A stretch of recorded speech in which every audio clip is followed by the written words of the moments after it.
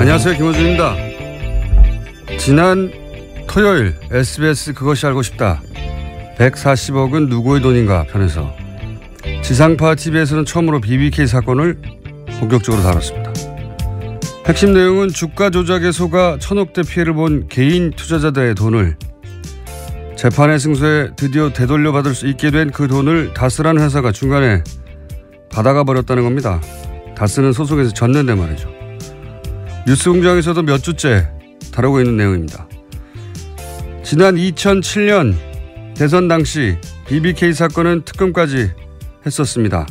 그 결론에 동의하지 않는 많은 이들이 존재하나 일단 그렇게 일단락됐죠. 하지만 이 140억은 그 이후에 벌어진 일입니다. 재수사의 대상이 될 수 있는 겁니다. 이 돈이 왜 다스러 왔을까요?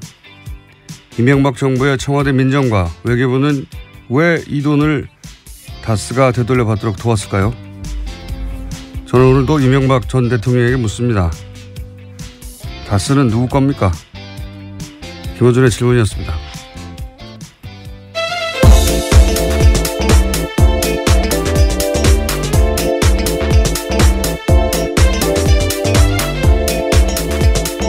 자, 오늘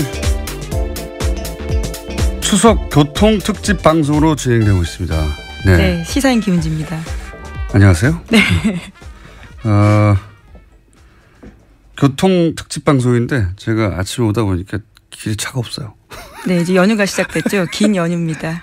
이렇게 교통 특집 방송이면 저희가 하긴 고속도로는 상황이 다를 수 있겠습니다. 시내는 텅텅 비었습니다.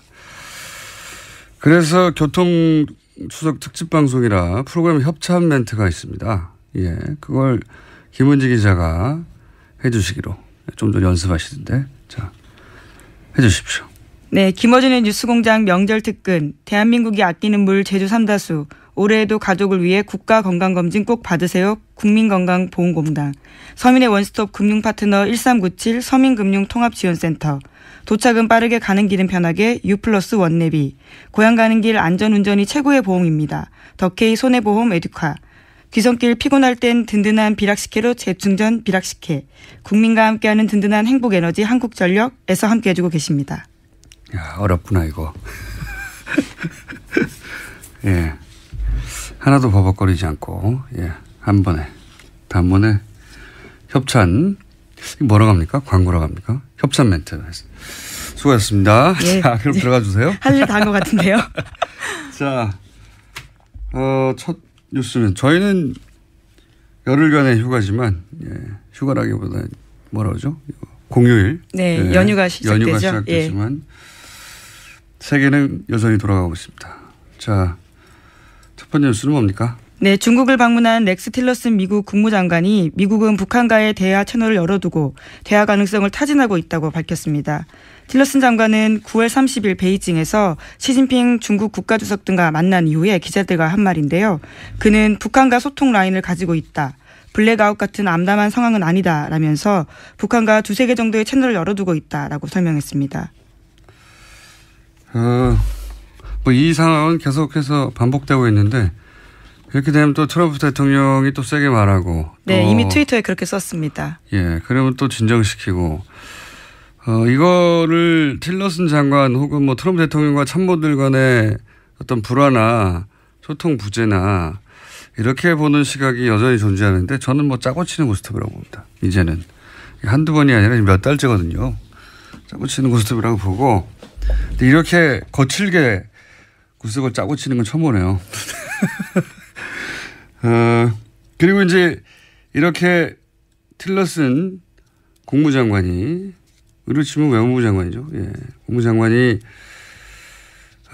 북한, 그러니까 중국을 만나고 북한과 대화하겠다 이런 내용을 얘기하니까 우리 보수 야당에서는 이제, 코리아 패싱. 예, 계속 그 주장을 예, 하고 있습니다. 문재인 패싱이라고 하는데 저로서는 참 이 주장은 이게 표준어인가요? 얼척이 없다는 게?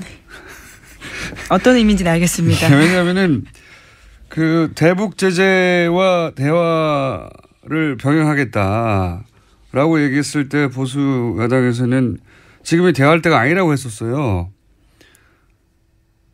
그 맥락에서 지금 할 말은 미국을 공격하거나 그래야 되는 것이고 지금 패싱한다는 얘기는 왜 우리는 대화 안 하냐는 여기에 깔려 있는 거 아닙니까 전제가. 게다가 모든 대화 채널을 다 없앤 게 본인들이에요. 네?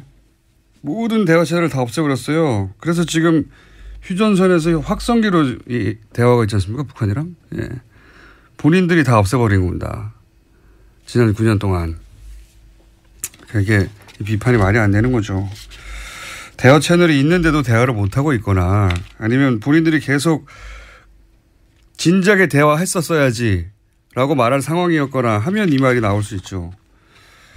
어쨌든 보수 야당에서는 그렇습니다. 그리고 미국에서는 대화의 메시지와 그리고 트럼프 대통령의 강성 메시지가 동시에 계속 나온 지가 벌써 한 2달 이상 된 것 같고요. 그러는 와중에 또 북한은 러시아를 만났죠.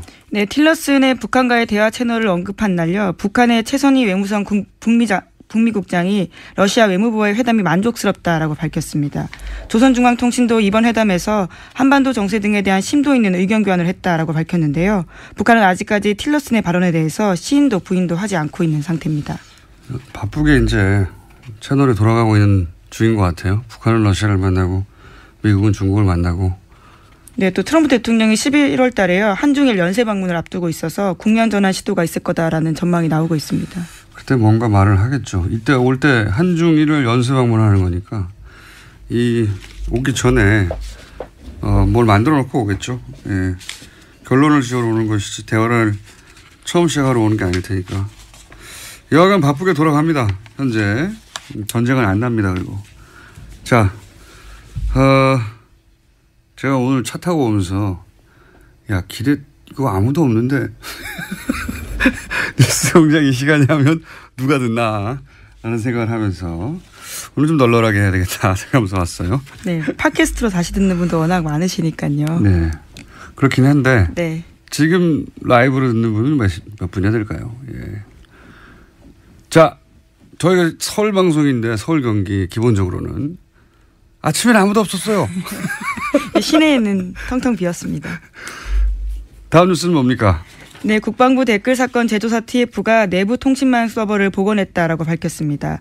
그 결과 사이버사의 심리전단이 청와대로 보낸 문건을 무더기로 발견한 건데요. 460건이 넘습니다. 그 내용을 보면 심리전단의 댓글 작전 결과뿐만이 아니라 유명인들의 SNS 동향까지 포함되어 있었는데요. 그러니까 청와대가 군의 댓글 공작을 일일이 보고받았다라는 의혹이 사실로 확인된 겁니다. 뭐 그거는 뭐 다들 짐작했던 바인데 저는 그 보고의 루트가 이게 사실 큰 문제라고 봅니다. 이게 전시의 작전 통신하는 망, 예, 군과 청와대가 그 망으로 연예인들 동향 보냈다는 거 아닙니까? 야, 촛불시 어떻게 되고 있다. 아니면 그렇죠. 선거 관련 정보들. 이 망이 국방부와 청와대 사이에 기본적으로 전쟁이 났을 때나 위기 상황에 작전 통신하는 비밀망인데 이런 걸로 이거 했다는 겁니다. 연예인들이 지금 어떠고 보수는 안보라고 주장해 오는 항상 보수인데 개뿔입니다. 다음 뉴스는요. 네, 이번엔 또 국정원 관련된 소식인데요. 이명박 정부의 국정원이 블랙리스트에 오른 연예인의 마약 투약서를 퍼뜨릴 계획을 세웠다고 합니다. 검찰은 이 계획을 수립하는 데 청와대 지시가 있었는지와 계획이 실제 실행됐는지 수사하고 있는데요. 원세훈 원장 시절 국정원은 심리전단 등을 동원해서 기욱 씨가 프로포폴을 투약했다는 소문을 인터넷과 증권가 찌라시에 유포한다라는 계획을 세워서 상부에 보고했습니다. 보수 정권 하에서 이제 정권에 불리한 사건이 터질 때, 연예인 관련 뉴스가 터지는 경우가 많다. 이런, 음모론이라고 치부되는 이야기들이 있었죠. 예. 모든 연예인 사건이 다 이런 케이스는 아닐지 몰라도 그렇게 일부러 타이밍을 맞춰 터뜨린 사건이 있었구나. 예. 네, 이번에 증명이 된 건데요. 실제로 2012년을 전후해서 기욱 씨를 포함해서 유명 연예인들의 프로포폴 투약설이 사실도 확인되지 않은 채 급속하게 확산됐었습니다. 그러니까요. 모든 사건이 다 그런 건 아닐지 몰라도 일부러 터트린 타이밍을 맞춰서 일부러 터트린 사건이 있었구나라고 강력하게 믿게 만드는 문구니까 이게 음모론이 아니었던 거예요. 심지어 청와대에서도요. 민정수석실과 홍보수석실에서 관련된 소문을 확인하라고 국정원에 지시했다라고 합니다. 실행이 됐건 안 됐건 여기서 중요한 건 제가 보기엔 여기 이제 이 문건이 구체적으로 시행됐는지 안 됐는지 이 문건 요 특정 문건이 그대로 시행됐는지는 아직 확인이 안 됐는데 중요한 거는 국정원이 연예인 스캔들을 관리한다는 겁니다. 예.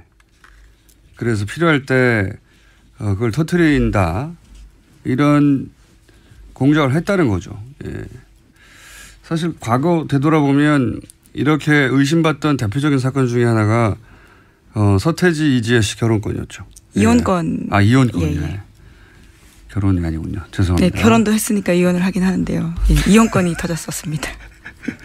네, 지적 감사하고요. 이중 지적이네요. 예. 네, 도와드린 겁니다. 그 당시에 그 의구심에 나름의 근거가 있었어요. 그 민정수석이 정동기 민정수석이셨습니다. 그때. 예. 이분이 누구냐면 2007년 대선 한나라당 경선 때 도곡동 땅 실제 주인이 누구냐로 아주 크게 논란이 됐던 적이 있죠. 예. 그때 도곡동 땅이 이명박 후보의 땅이라고 볼 증거가 없다라고 요즘 하는 편으로 쉴드를 적극적으로 쳐서 결정적으로 이명박 후보의 손을 경선 일주일 전에 들어준 당시 대검 차장이었어요. 그 인연으로 나중에 민정수석이 됐다고 말해도 과언이 아닌 거라고 보는데 그런데 그 정동기 차장이 검찰을 나와서 직후에 바로 법무법인 발언의 공동대표가 됩니다. 그리고 나서 이제 이명박 대통령이 인수위 들어갔다가 민정수석이 되는 코스를 밟는데 이 발언이 이지혜 씨 법률 대리인이었어요, 그때. 예. 근데 그것만으로 어떻게, 음모론이라고 하느냐. 당시 이제 서태지 씨 쪽의 대리인들은, 자신이 대리하는 것이 서태지인지 몰랐어요. 예, 서태지 씨가 아니군요. 가명이니까. 그리고 판사도 몰랐어요. 왜냐면은 둘 다 본명이 아니고. 대리인이 나오니까 예, 직접 나오지 않고. 본명만을 법률 대리인들이 법정에 나와서 비공개로 다투니까 나중에 문제가 되니까 법원 공무원의 제보를 받았다 이런 얘기가 나왔었거든요. 예. 법원 공무원은 아무도 모르는 이지혜 씨 본명을 어떻게 합니까? 예. 게다가 알았다고 치더라도 그걸 스포츠치에 제보해서 본인이 얻는 이득이 무엇이고 더 나아가서 제보를 받은 스포츠치는 이 정도 되면 크로스체크를 해야 되거든요. 서태지 본인도 모르고 서태지 본인도 확인해 주지 않고 서태지 본인도 모르고 판사도 모르는 걸 어디 가서 확인을 합니까? 확인을 해야 뉴스를 할 거 아니에요. 그래서 그런 의혹들이 터져 나왔었죠. 예. 이게 확인이 되지는 않을 것 같긴 하지만 앞으로도. 어쨌건 국정원이 정권 안위를 위해서 연예인 스캔들을 기본으로 관리하고 있었다. 예. 공작 정권이었어요. 기본적으로. 그 수준도 양아치 수준에. 자, 한두 개 더 얘기하면 될 것 같은데요. 예. 공작과 관련된 내용이 또 있는데요. 한겨레 21이 연예인 블랙리스트 관련해서 국정원 문건 14건을 보도했습니다. 내용들이 굉장히 세세한데 연예인들의 퇴출 시기와 방법까지 쓰여 있습니다. 여기에는 윤도현, 김규리뿐만 아니라요. 신해철, 김어준 공장장 이름까지 쓰여 있습니다. 이 건은 저희가 직접 취재한 기자를 약 1분 이내에 만나기로 되어 있기 때문에 예. 다음 뉴스는요? 네, 박근혜 전 대통령 재판이 지난주 금요일에도 있었습니다. 여기서 나온 증언이 굉장히 눈길을 끄는데요. 박원호 전 승마협회 전무의 폭로가 있었습니다. 박상진 전 삼성전자 사장이 정유라 씨 승마 지원과 관련해서 VIP란 말을 언급하면서 박근혜 전 대통령이 시킨 일이다라고 했다는 겁니다. 뿐만 아니라 박 전 전무는 세상에 알려지면 탄핵감이기 때문에 입 조심하라는 말도 들었다라고 밝혔습니다. 박근혜 대통령이 말 사주라고 했는데 그게 알려지면 탄핵감이다. 그리고 당신 입 열면 죽는다. 저는 여기서 죽는다는 사회적으로 매장이 아니라 진짜로 죽는다라는 의미였을 수 있다. 이런 생각이 드는데 이 박원호 씨는 핵심이죠. 사실은. 예. 네, 정유라 씨 승마 코치였기도 했고요. 어릴 때부터 관계를 맺어왔고 독일에서 승마 지원을 받게 되는 과정 전체를 다. 네, 삼성과의 커넥션 중심에 있습니다. 가장 잘하는 사람인데 1심에서는 1심이 아니라 이전까지는 안 나오다가 아마도 이제 이재용 부회장 판결이 나니까 나와도 된다고 생각하신 건지 또 뭐 몸이 안 좋다고 하니 그게 나아진 건지 이유는 모르겠으나 드디어 처음으로 직접 발언이 나온 겁니다. 네, 적극적으로 진술하고 있는 겁니다. 물론 이제 이건 일방의 주장이긴 한데 이 박원호 전무의 말이 맞다면 삼성은 다 알고 있었던 거죠. 자기들의 행위가 어떤 의미인지. 그 심각성이나 범죄성을 정확하게 다 알고 있어요. 탄핵될 거라고 얘기했었으니까요. 그리고 죽을 수도 있다. 무서운 말입니다. 자, 오늘 여기까지. 네. 끝낼까요, 먼저? 네, 그러시죠. 왜냐하면은 지금 김한 기자가 앞에 앉아서 눈을 껌뻑껌뻑거리고 있거든요. 지금까지 시사인의 김은지였습니다. 감사합니다. 자, 바로 이어가겠습니다. 아까 얘기했던 한겨레 21회 특종이죠? 네. 네. 자, MBC 라디오가 윤도현 씨하고 저하고 어떻게 퇴출시키는가. 이게 다 이제 소위 김재철 사장이 다 한 줄 알았어요. 네. 그렇죠? 아니더라고요. MBC가 자체적으로 판단해서 한 건 줄 알았으나 MBC가 하라고 국정원이 시켰다라고 볼 만한 문건이 나왔습니다. 내용을 좀 소개해 주십시오. 네, 한겨레 21이 국정원 문건 14건을 확인을 했는데요. 목소리는 왜 그래요? 지금 계속 앉아 있었더니 잠겼나 봅니다. 잠깐만요. 죄송합니다. 네. 괜찮아요. 오늘은 널널하고요. 네, 차도 없더라고요. 말씀하신 대로. 없고 우리끼리 방송한다고 생각하시면 되고요. 2011년 7월에 작성한 MBC 좌편향 출연자 조기 퇴출 확행 보고서라는 걸 저희가 입수를 했는데요. 여기 중요한 표현입니다. 확행이. 그러니까 이게 기수를 아마 확행이라고 썼던 것 같아요. 실행은 이제 미수를 말하는 것 같고 확행은 이제 확실히 행해졌다 뭐 이런 의미인 거잖아요. 확행은 확실히 행했다 이런 거 아닙니까? 네, 그렇죠. 그러니까 이제 잘 안 쓰는 말인데 일반적으로 어쨌든 이 확행 보고서를 보면 4월에 김미화, 7월에 김여진을 하차시키고 후속 조치로 윤도현, 김규리를 8월경에 교체한다. 그리고 10월 가을 개편에 신해철, 김어준도 하차시켜서 순차적으로 물갈이 방침 이렇게 적혀 있습니다. 그래도 제가 제일 늦게 하차되네요. 이 방송을 5월 달에 시작하셨더라고요. 제가 보니까. 근데 이미 7월에 해고가 확정이 되셨던 거예요. 제가 이 방송 시작하면서 그랬어요. 저희 이 담당 PD한테 이 방송은 향후 6개월 이내에 퇴출되게 있는 방송이다. 이건 물타기로 나를 넣은 거지. 나는 6개월 이상 갈 수가 없다. 그래서 근데 그 PD는 당시에 무슨 소리냐 열심히 잘하면 인기 있으면 된다라고 해서 실제 저희가 이 다운로드도 1위도 하고 막 그랬어요. PD가 먼저 다른 데로 날아가고 그 다음에 이제 그런데 나보다 먼저 PD가 한 명이었거든요. 30분짜리였기 때문에 PD가 한 명인데 PD가 갑자기 없어졌어요. 저보다 먼저 PD가 잘려서 PD 본인은 모른 채 어느 날 딴 데로 발령이 나와버렸어요. 그렇더라고요. 5월 21일인가 방송을 시작하셨는데 7월 달에 이미 국정원에서 10월에 해고시키기로 결정을 하고. 그리고 나서 PD가 잘리고요. PD 한 명인데 PD가 잘려서 저밖에 안 남았어요. 이때 사실 이때 화제는 윤도현 씨가 두시에 데이트가 굉장히 인기가 있을 때였는데 윤도현 씨가 석연치 않게 이제 그만둬왔고 그 당시에 뭐 윤도현 씨 프로에 제가 고정으로 또 하고 있었거든요. 그래가지고 윤도현 씨한테 제가 그랬어요. 제가 이 방송에 고정으로 나오는 한 당신의 퇴출은 빨라질 것이다.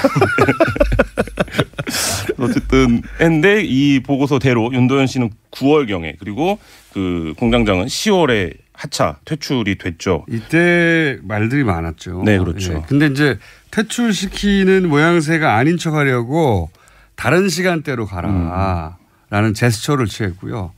물론 실제 그런 마음은 없었을 거라고 봅니다. 왜냐하면 퇴출 이렇게 되면 또 공격을 받을 수 있으니까. 근데 이제 당연히 다른 시간대는 안 맞으니까 프로그램 성격도 안 맞고. 그래서 주병진 씨가 그때 잠깐 왔죠. 맞아요. 주병진 씨가 복귀하는 걸로 그 퇴출 여론을 좀 덮었던 그 시기인데요. 그것까지도 저는 다 계획되어 있었을 거라고 봅니다. 네, 주병진 씨의 갑작스러운 복귀도 그때 좀 화제가 됐었었죠. 주병진 씨의 잘못은 아니죠? 네, 아니죠. 국정원이 이제 낙점한 거라고 봅니다. 저는 그런 식으로. 이게 방송국 차원에서 진행된 게 아니라 방송국을 장악해 가는 과정 전체를 국정원이 로드맵을 짜고 그렇죠. 예. 네. 그리고 구체적으로 누구는 언제를 다 정해놓고 있었다는 거죠. 예. 그것 외에도 굉장히 좀 그야말로 방송국을 경영했다고 해도 과언이 아닐 정도로 그리고 연예인들에 대한 여론조원 실제 전체를 총괄했다고 과언이 아닐 정도의 내용들이 있는데요.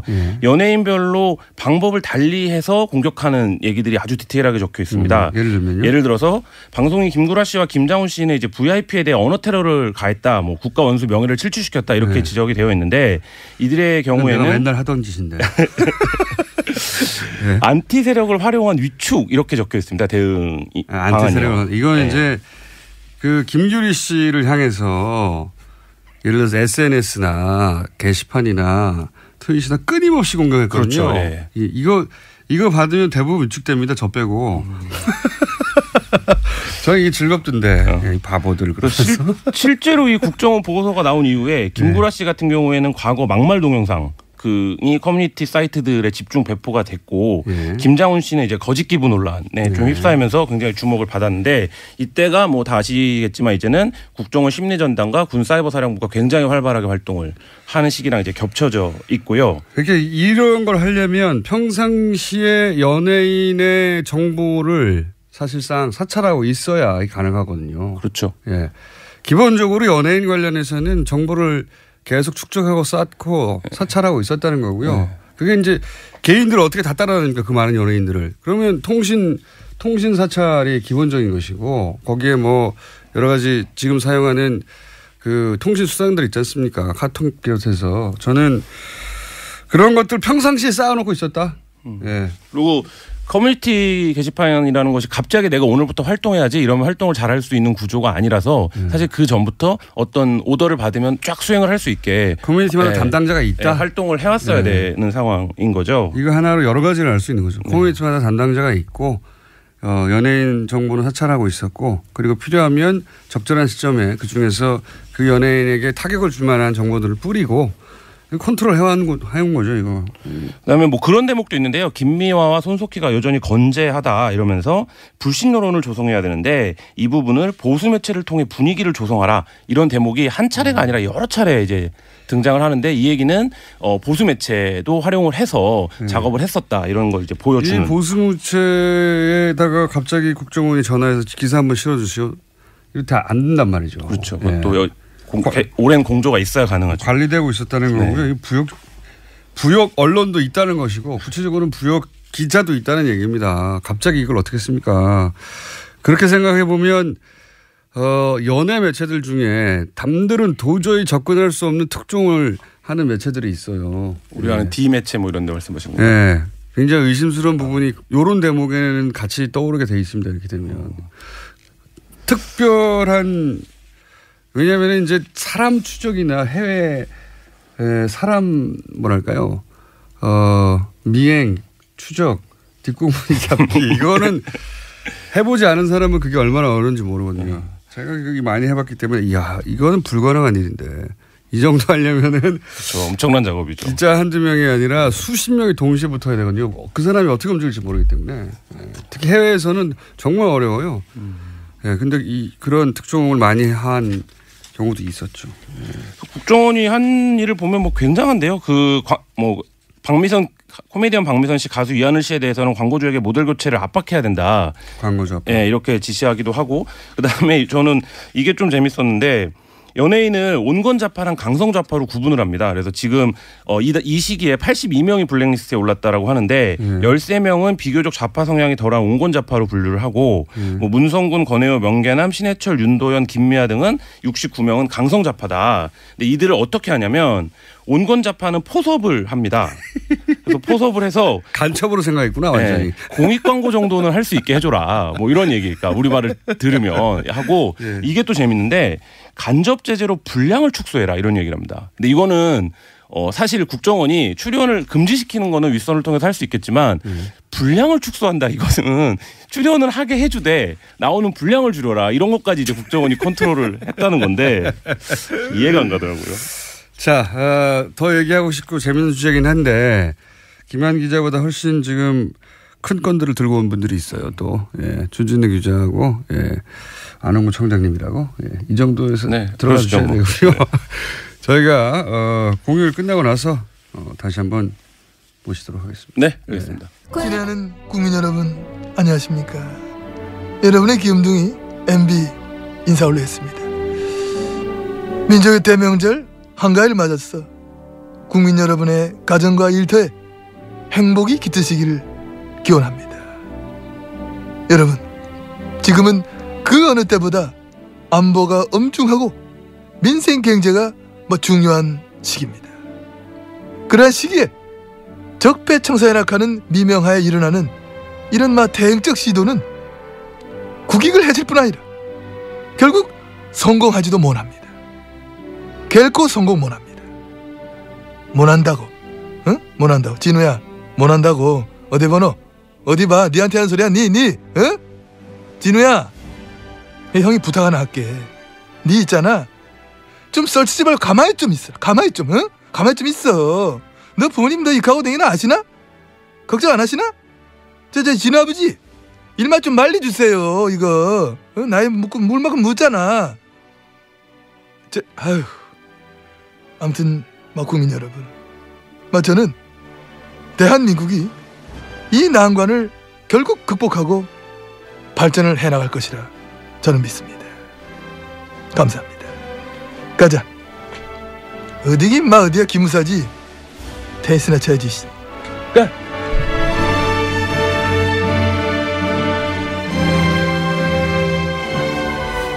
자,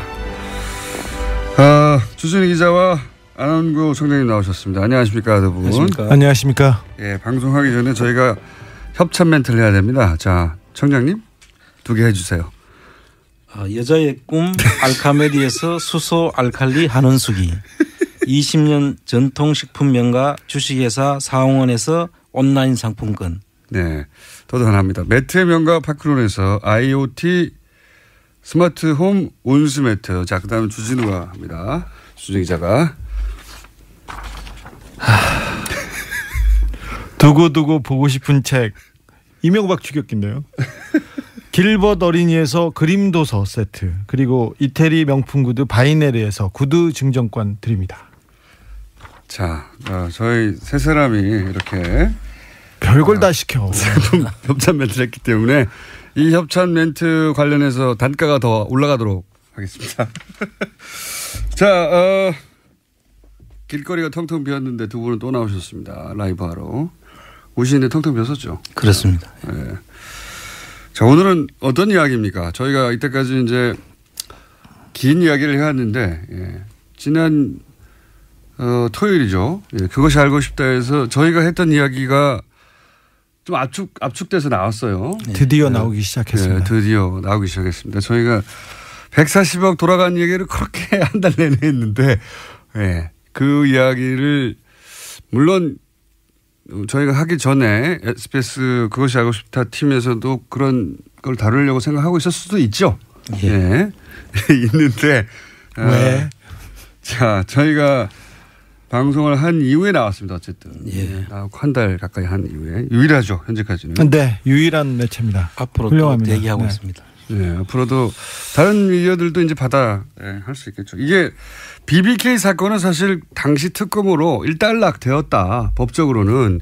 이렇게 생각하는 사람들이 많았어요. 근데 그 결론에 동의하지 못하더라도 야, 이걸 다시 또 특검하거나 하기는 어렵다. 근데 140억은 그 이후에 벌어진 일입니다. 네, 그렇습니다. 2011년 2월, 그러니까 이명박 정부 들어서 이명박 대통령이 청와대에 있을 때 해결한 사건입니다. 직접 그러니까요. 해결했습니다.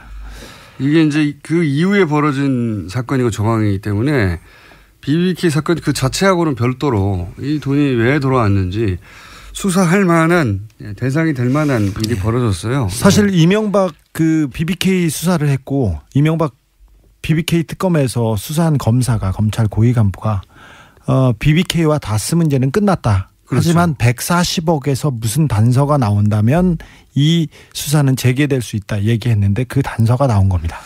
그러니까 사실 이 140억 그 왔다 갔다 했을 때 2011년인가요? 네.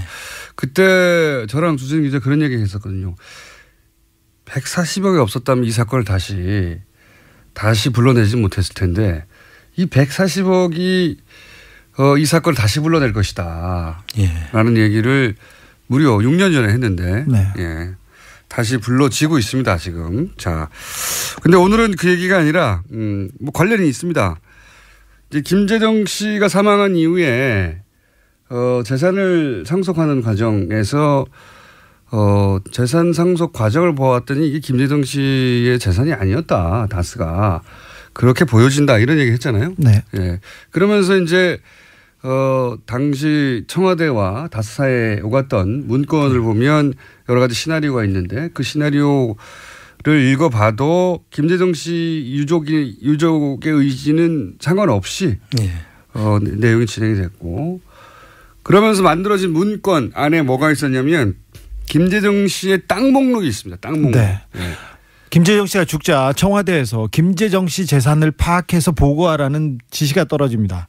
그런데 김재정 씨 재산이 얼마나 되는지 모르고요. 모르면서 땅 목록 그러니까 토지 목록을 정리해서 그 제출하라고 해서 다스에서 급히 김재정 씨 토지 목록을 작성해서 청와대에 보고합니다. 네. 김재정 씨 유족은 김재정 씨 땅이 얼마나 되는지 몰랐어요. 그거를 어쨌든 사망을 하게 되자 이 누군가 또 상속받아야 되지 않습니까? 상속받아야 되니까 김재정 씨 땅의 목록이 작성이 됩니다. 이 시나리오 왔다 갔다 하는 문서와 함께. 근데 이제 굉장히 일단 재밌는 거 먼저 하나 알려드리면 김재정 씨의 땅은 김재정 씨의 자식들에게 하나도 안 물려줍니다. 네. 아버지가 돌아가셨는데 아들, 딸한테는 땅을 하나도 주지 않습니다. 네. 하나도 안 물려줬습니다.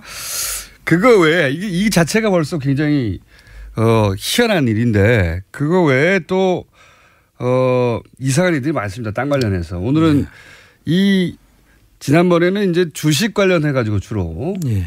다스가 누구 것이냐 를 추정해 봤다면 이제는 김재정 씨가 가지고 있는 땅 가지고 과연 이 땅이 김재정 씨의 땅이 맞았느냐. 예. 그러니까 땅하고 다스 다 합치면 김재정 씨 재산 전체잖아요. 예. 그렇죠. 그리고 땅 부분을 좀 땅 하면 또 주진우거든요. 땅을 제가 좀 많이 찾았습니다. 내곡동 땅부터 해서 이명박 대통령 주변 사람들 땅을 좀 찾았습니다. 예. 저도 만만치 않죠. 도곡동 땅을 문서를 본 사람입니다. 네, 이제 땅 전문가들이 나와서 예. 왜냐하면 마침 김재정 씨 땅 리스트를 두 사람이 봤기 때문에 얼씨구나 하고 그 땅들을 이제 추적하기 시작했습니다. 자, 어떤 일이 있었습니까? 이 땅들에? 땅의 예. 특징이 몇 가지 있어요. 그렇죠. 네. 이 땅의 특징을 보면 지금 아까 말씀하신 자녀분들한테는 안 갔고요. 네. 저 부인 명의로 해놨습니다. 네. 일단은. 그런데 그 부인 명의로 한 것은 있을 수 있는데 네. 그 뒤에 어김없이 근저당권을 설정하거나 네. 또는 그 지상권을 설정을 해놓습니다. 그 의미를 설명해 주십시오. 그것도 땅을 가지고 큰 땅을 가지고 아주 소액을 빌립니다. 아주 네. 소액을 30년, 40년 이렇게 묶어놓습니다. 그래서 그 땅 금액을 보면은 지금 소액이 어떤 건 한 150만 원, 네. 어떤 거는 최근에는 이제 한 4천만 원 정도 빌리면서 150만 원짜리라고 하면 땅의 크기는 얼마나 되는데 150만 원을 빌려서? 땅 크기가 한 35만 35만 평. 35만 평인데 충북 옥천에 있는 제가 대신 갚아주고 싶네요. 네. 충북 옥천에 있는 김재정 씨 땅을 네. 담보로 네. 이명박 대통령이 150만 원가량 대출받습니다. 근저당권이 190만 원 설정돼 있습니다. 네. 그런데 그 이명박 씨 명의로 이제 근저당권이 그 채무자가 돼 있는데 이명박 씨가 채무자로 돼 있는데 하도 이상해 가지고 그 네. 폐쇄 등기 등본을 떼봐서요. 그러니까 원래부터 그 땅이 이명박 씨 명의로 돼 있더라고요. 그러니까 이명박 씨 명의로 돼 있던 땅을 김재정 씨한테 넘겼고 그 넘긴 땅이 이제 건영미 씨로 이제 가 있는데 그때 설정해 놓은 근저당 150만 원이 지금까지 그대로 있는 것이죠. 이게 무슨 말인지 땅과 관련해 가지고 예. 부동산에 대해서 잘 모르시는 분들은 쉽게 이해가 갈 텐데 한마디로 말하면 이 땅을 아무도 못 파는 겁니다. 네. 근저당을 설정해 가지고. 근데 실제 이런 거 있지 않습니까? 뭐 이제 뭘 사고 싶은데 뭘 사야 되는데 돈이 없어서 땅을 담보로 해서 빌리면 당연히 이제 뭐 1억짜리 땅인데 예를 들어서 뭐 5천만 원을 빌렸어요. 예. 그렇게까지 빌려주진 않지만 한 3천만 원 빌렸어요. 그럼 3천만 원어치는 은행이 주인이죠, 은행이. 그렇습니다. 네. 그래서 그게 이제 근저당이 설정이 되고 그러면 그 땅을 마음대로 팔지 못합니다. 은행에 그 빚을 갚기 전에는. 이런 거죠. 이런 건데, 수십만 평의 땅에다가 150만 원만 근저당을 설정하는 건데 그런데 그 땅이 애초에 자기 거였어요. 예. 예. 이명박 전 대통령은 자기 거였는데 그거를 천암에게 파는 겁니다. 그렇습니다. 파는 과정에 자기가 빚을 져요, 은행에. 이해 가세요? 이게 무슨 말인지? 이명박 전 대통령이 그 땅을 담보로 해서 은행에 150만 원을 빌리는 거예요. 그래서 사실은 그 150만 원을 갚을 각오를 하고 예. 소유권을 사갈 사람이 있겠죠. 그러나 그 부분이 또 걱정이 돼 가지고 예. 그 뒤에 근저당권을 설정하는 것 외에 예. 그 지상권을 설정을 합니다. 지상권이라 하면 그 토지를 토지 위에다가 건물을 짓거나 그걸 네. 사용할 수 있는 권리를 이야기하는데 그 지상권을 설정을 해서 궁극적으로 지상권을 30년을 설정을 하죠. 네. 그래서 아무도 그 지상권이 설정되어 있는 땅을 살 수는 없죠. 네. 돈 150만 원은 갚을 수 있겠지만 네. 지상권 그 위에 건물을 못 짓는데요. 그렇습니다. 예. 그래서 그 땅을 소유는 김재정 씨지만 김재정 씨가 팔 수가 없는 거예요, 이 땅을. 아무것도 할 수 없습니다. 네. 네. 그렇게 만들어놨던 땅이다. 네. 이명박 씨 차명으로 그 의심되는 김재정 씨 땅들이 전국에 분포하고 있는데 거의 대부분 잡종지라고 하죠. 쓸 수 없는 불모지예요. 불모지 땅인데 이명박 대통령 재임 기간에 갑자기 용도 변경이 된다던가 갑자기 임야가 개발 제한 구역이 풀린다던가 그런 땅이 많이 있습니다. 경북 군위에 있는 땅은 이거는 국민일보에서 보도했습니다. 처음으로 저희 기사를 가지고 추격 보도한 매체이기도 하는데 경북 군위에 아예 그 쓸모없는 땅이라고 해서 몇백 원짜리 땅이었었는데 갑자기 이명박 정부 들어서 2008년부터죠. 국책사업인 가온누리 테마파크라고 그런 테마파크가 들어와요. 그래서 그 불모지에 갑자기 1,000억짜리 공사가 시작되면서 갑자기 상업시설로 변경이 됩니다. 네. 그럼 땅값이 크게 올랐겠죠. 예. 네. 그 위에도 또 뭐 대전 유성구 같은 경우는 관광특구로 개발이 된다든지 강원도 고성 땅은 뭐 세계 짐보리 대회가 개최된다든지 해서 그게 이제 다 이명박 전 대통령의 처남인 김재정 씨 땅이었다는 거죠. 그렇습니다. 예. 예. 뭐 참 앞으로도 무궁무진한 내용이 나올 것 같은데요. 뉴타운 사업이 있었지 않습니까? 뉴타운 사업. 이명박 네. 대통령이 시장 시절에 있었던 네. 뉴타운 사업에서도 은평 뉴타운을 비롯한 뉴타운에서 대거 이명박 대통령의 친인척 땅이 그 수용이 돼서 개발이 됩니다. 예. 자, 이게 이제 이 패턴이 이해가 가시는지 모르겠는데 원래 이명박 전 대통령 명의로 돼 있던 땅을 자기 처남에게 넘기면서 소유권 이전되면 그 소유권자가 마음대로 땅을 처분할 수가 있지 않습니까? 그렇습니다. 둘 사이에 뭐 예를 들어서 개인적으로 사적으로는 야 이건 내 땅인데 네 이름을 해놔 할 수는 있지만 그 나중에 마음이 변해가지고 법적으로 내 거니까 막 팔아버릴 수가 있으니까 그렇게 하지 못하도록 근저당을 아주 적은 액수를 설정하고 그다음에 그 위에 그 땅 위에 건물을 지을 수 있는 권한도 설정을 해버려가지고 그 땅을 소유권은 다른 사람 김재정 씨겠지만 그 땅을 처분을 해서 그 처분을 해서 자기가 이익을 취할 수 없도록 그렇게 묶어둔다는 거죠. 그렇죠. 전체 땅을 다 이런 김재정 씨 땅은 다 그렇게 되어 있다는 겁니다. 지금 소액의 근저당으로 보통 얼마나 묶어놓습니까? 20-30년 묶어놓습니까? 30년 묶어. 30년을 묶어놨죠. 30년. 그건 예. 통상 그 지상권 설정하더라도 뭐 한 5년 정도 예. 이렇게 해서 하는 경우는 있을 수 있습니다. 그런데 30년이란 장기간을 이렇게 묶어놓을 수는 없고 거기에다 게다가 지료도 없이 지도를 원래 지상권을 사용할 수 있는 하려고 그러면 돈을 지급을 해야 되는데 그러니까 누군가가 그 돈을 내야 되는 건데 그렇죠. 예. 그냥 묶어만 둔 거예요, 그냥. 예. 그것도 은행이 그 뭐 위에다가 지상권을 설정할 일이 뭐가 있겠습니까? 은행이 자기가 직접 개발할 것도 아니고요. 거기서 건물 지을 것도 아닌데 여하간 그런 식의 땅들이 다 김재정 씨 땅은 그렇게 처리가 돼 있었고 자식들은 김재정 사망 이후에도 하나도 물려준 땅이 없고요. 그다음에 이제 공동 소유 명의 땅도 많다면서요. 예, 이게 그것도 마찬가지인데요. 이게 보통 땅은 한 사람이 소유권을 온전히 가지고 있어야 제대로 팔 수가 있습니다. 그렇죠. 그런데 지분으로 이렇게 나눠가 공동 소유로 해놓으면은 그분들하고 전부 다 동의가 돼야만 팔 수가 있거든요. 네.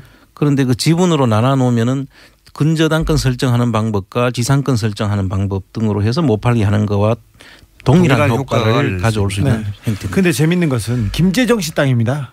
그런데 다 이명박 씨 지인들입니다. 이명박 씨 현대건설 동료라든지 다 이명박 씨 지인들인데 김재정 씨가 소유하고 있습니다. 네, 공동명의 땅인데 그 공동명의자들은 전부 다 현대건설 출신 직원들인데 소유는 김재정 씨예요. 네. 예. 특이하지 않습니까? 오늘은 1차 여기까지 하겠습니다. 자, 왜냐하면 프로그램 협찬 멘트가 있거든요. 협찬이 왜 이렇게 많아요? 이런 날만 합니다. 명절 때.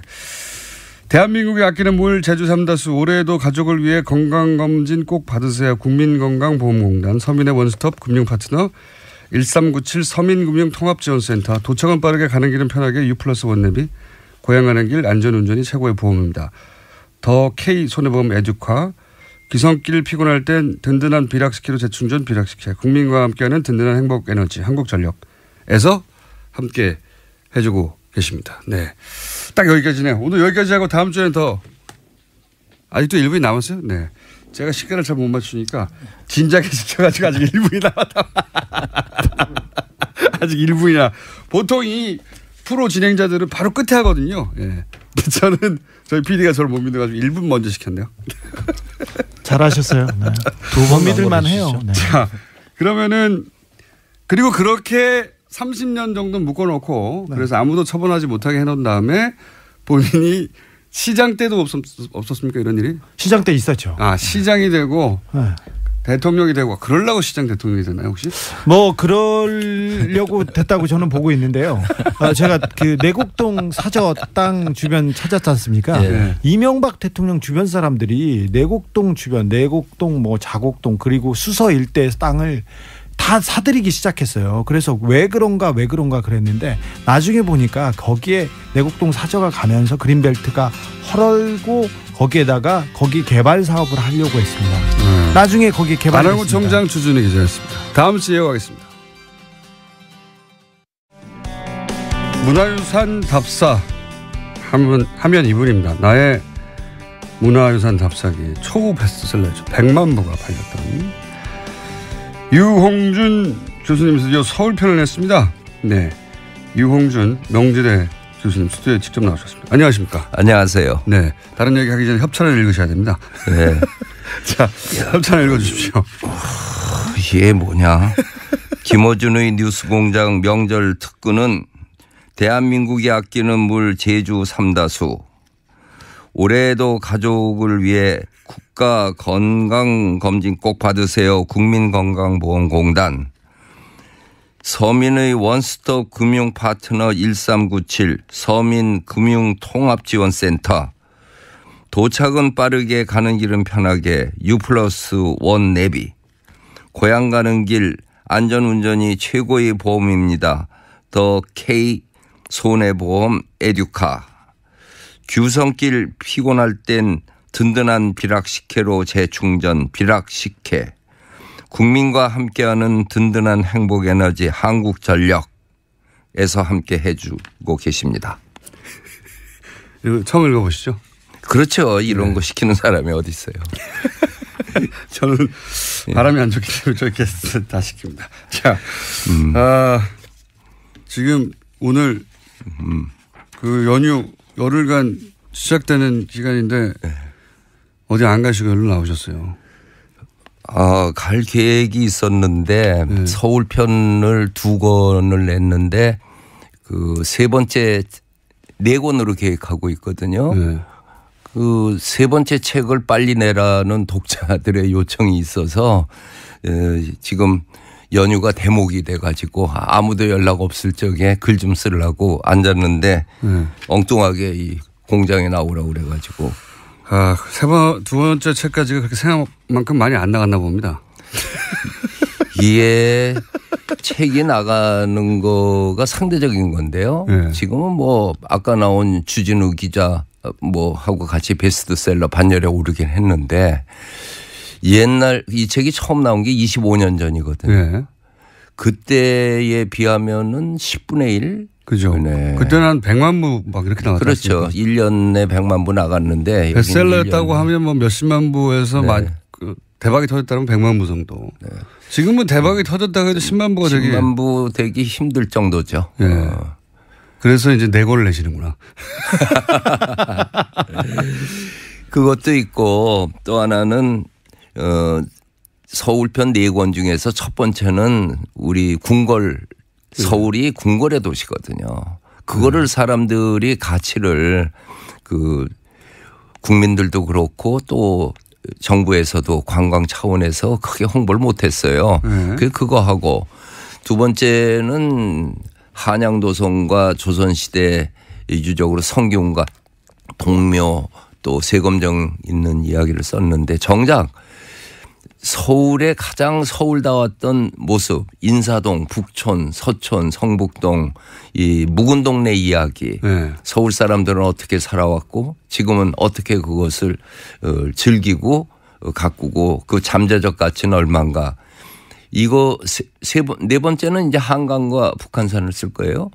근데 제일 궁금한 거는 요 세 번째 거였다고 그걸 빨리 써달라고 그래서 아무튼 써봐야죠. 내가 서울 사람이니까. 이 문화유산 답사기가 지금까지 시리즈로 나와서 총 얼마나 나왔습니까? 책 나온 게 국내 편이 10권, 네. 일본 편이 4권 네. 이렇게 나왔죠. 14권. 14권이요. 총 누적 판매량이 얼마나 됩니까? 390만 부래요. 390만. 갑부되셨겠는데 이거 완전. 전부 그렇게 얘기하는데 네. 아까 안원구 청장 보니까 생각나는데 이게 세금이 많아요. 42%에다가 또 45% 결국 반은 세금으로 가져가요. 아 반이나 됩니까? 네, 반대요. 그래도 반은 남으셨잖아요. 남죠.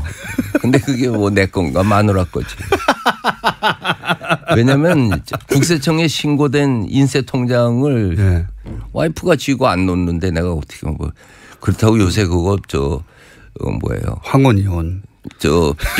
삥땅이라고 하는 거 그걸 할 방법도 없어요. 아 그렇군요. 안 되셨고요. 네. 그럼 지금은 사모님 위해서 착취당하는 생활을 지금 몇십 년째 하고 계신 겁니까? 그 대신 이제 나중에 같이 쓰자고 했으니까 잘 갖고 있을 거예요. 같이 쓰자고 했는데 아직도 같이 안 쓰시면 아직 내가 지금 놀 시간이 없으니까 놀 때 같이 놀자고 했어. 네. 다 소용없다 이런 말씀이신 것 같은데. 자, 두 권이 이미 나왔어요. 서울편. 네. 나왔고 말씀하셨다시피 이제 궁궐 이야기 하셨고 네. 종묘 이야기도 하셨고 네. 이건 제가 처음 듣는 얘기인데 저희 네. 작가가 이렇게 네. 정보를 주더라고요. 네. 일본 건축계 거장 시다이 세이치가 서양에는 파르테논이 있고 동양에는 종묘가 있다. 네. 왜 그래요? 우리가 종묘라고 하는 것이 종묘 뭐 틀림없이 안 가봤겠죠. 가보긴 가봤습니다. 가봤어요. 예. 몇 년 전에. 원래 참 여행을 좋아한다고 내가 알고는 있지만은. 그렇긴 하지만 서울. 이 종묘가 사람들이 뭐 하는 곳인지도 잘 모를 뿐만 아니라. 종묘를 마지막으로 한 건 제가 제보자를 접선할 때 갈 때던데. 종묘는 그 조선시대 왕인 근거를 말해주는 신성한 공간이에요. 신전이에요, 일종의. 신전. 기독교 국가에는 교회가 있고 불교 국가에는 사찰이 있지만 유교 국가에서는 두 가지가 있어야 돼요.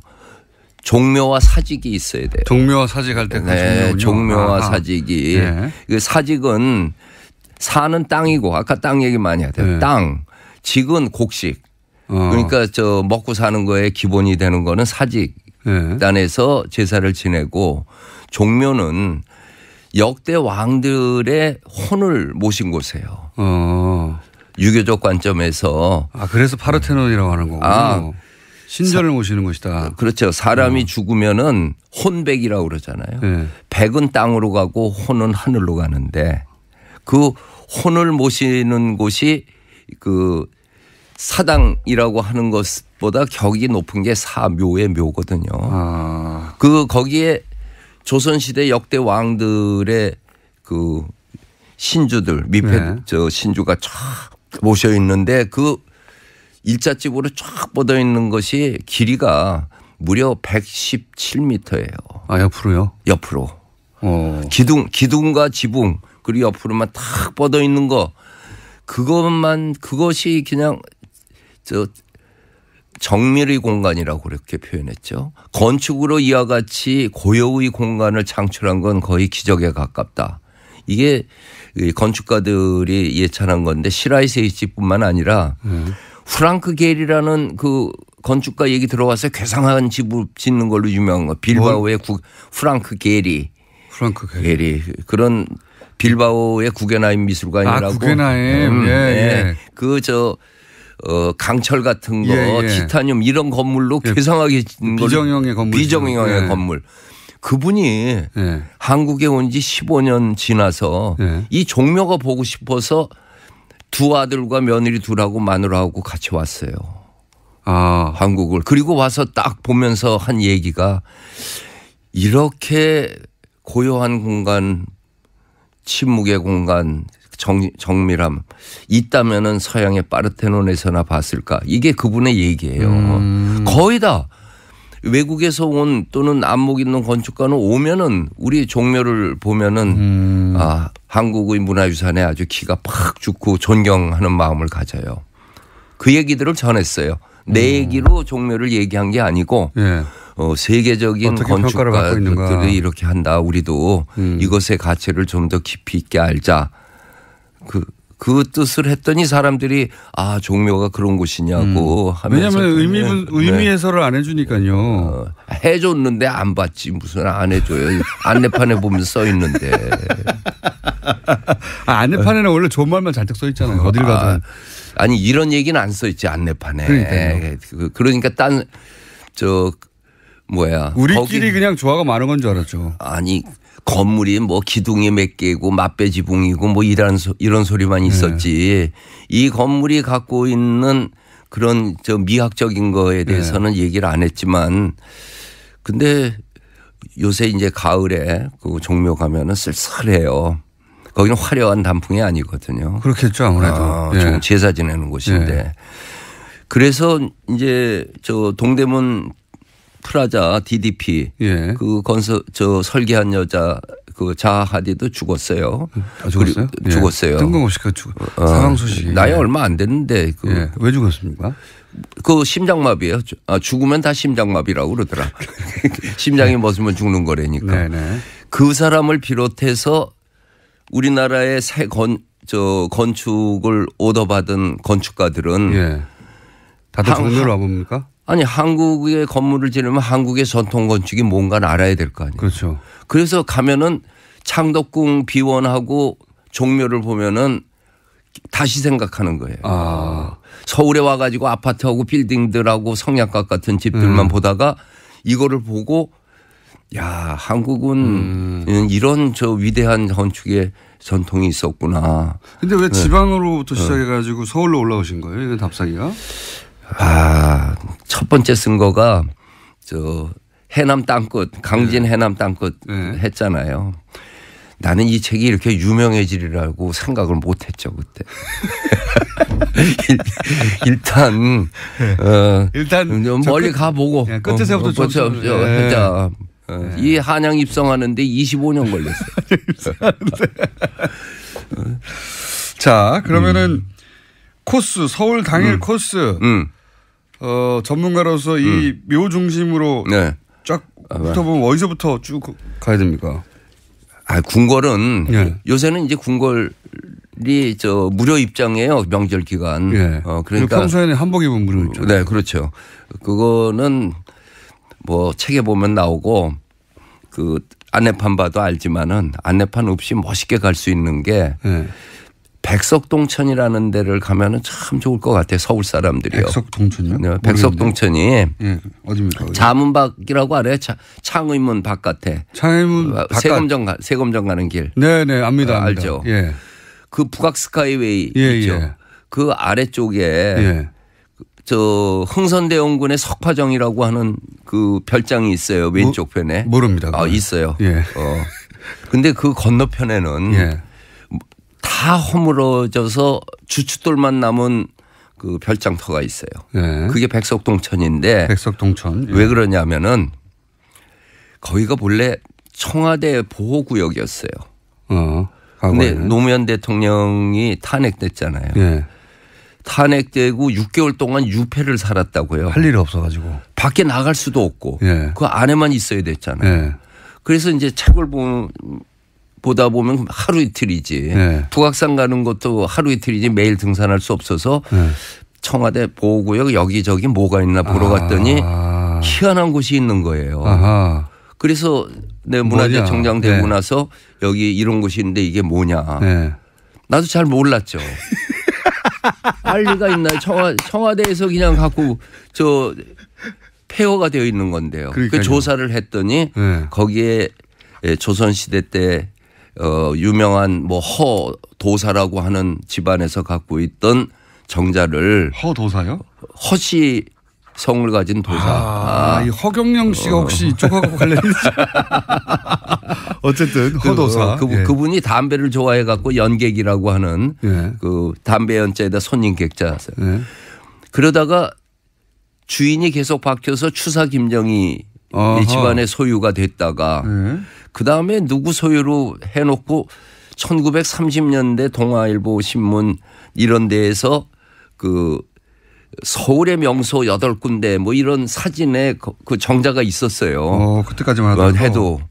그리고 나서 6.25 동란 때 뭐 무너지고 나서 청와대 구역으로 그냥 울타리를 쳐놓고 학자도 모르고 누구도 몰랐던 것인데. 잊혀져 버렸군요. 네. 그래서 이게 노 대통령께 이런 곳입니다. 그랬더니 그렇게 중요한 곳이냐고. 그러면 가져가라고. 그래갖고 경호구역을 북악 스카이웨이 위쪽으로 가져가 버리고 그걸 국민에게 개방시켜줬어요. 그렇군요.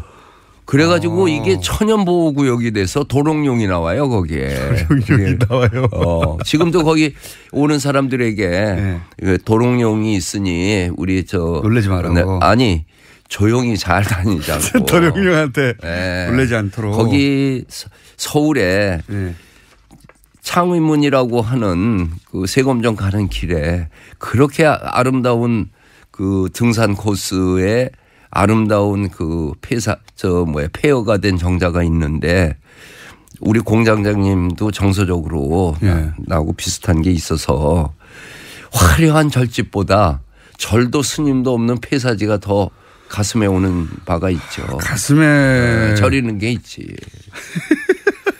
그렇잖아요. 폐허 좋아하긴 합니다. 저도. 폐허지. 네, 폐허 좋아하긴 합니다.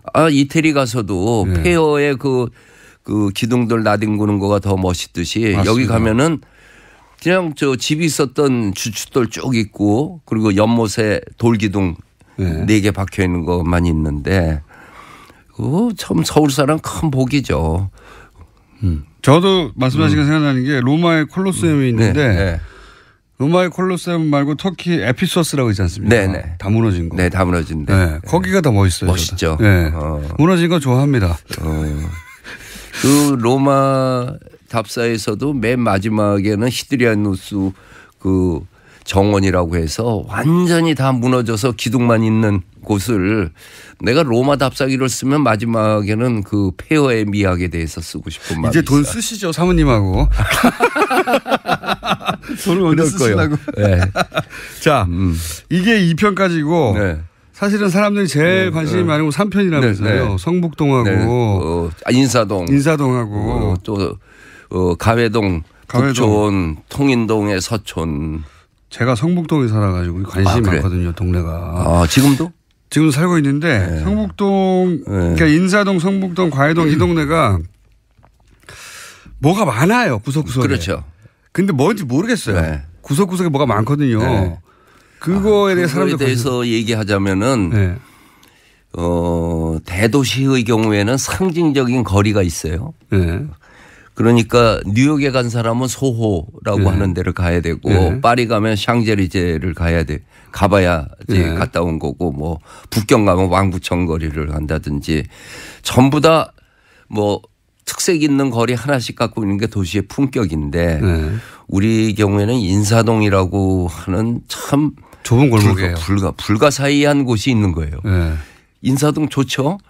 인사동에 뭐 볼 거 있냐고 그러면 찝을 수가 없어요. 인사동 어딜 가면 좋으냐고 그러면 어느 집이 좋다고 얘기할 수가 없어요. 그게 인사동이 좋은 이유는 문예라고 그러죠. 그 예술의 향기가 있고 삶의 채취가 있는 거예요. 사람들이 와서 서로 자기 쳐다보는 거예요. 사람이 좋은 거죠. 그런데 인사동이 그렇게 연륜이 쌓여온 거에는 일제강점기 근대화 되면서 첫째는 고서점들이 들어왔죠. 헌책방들이요. 헌책방과 고서점은 달라요.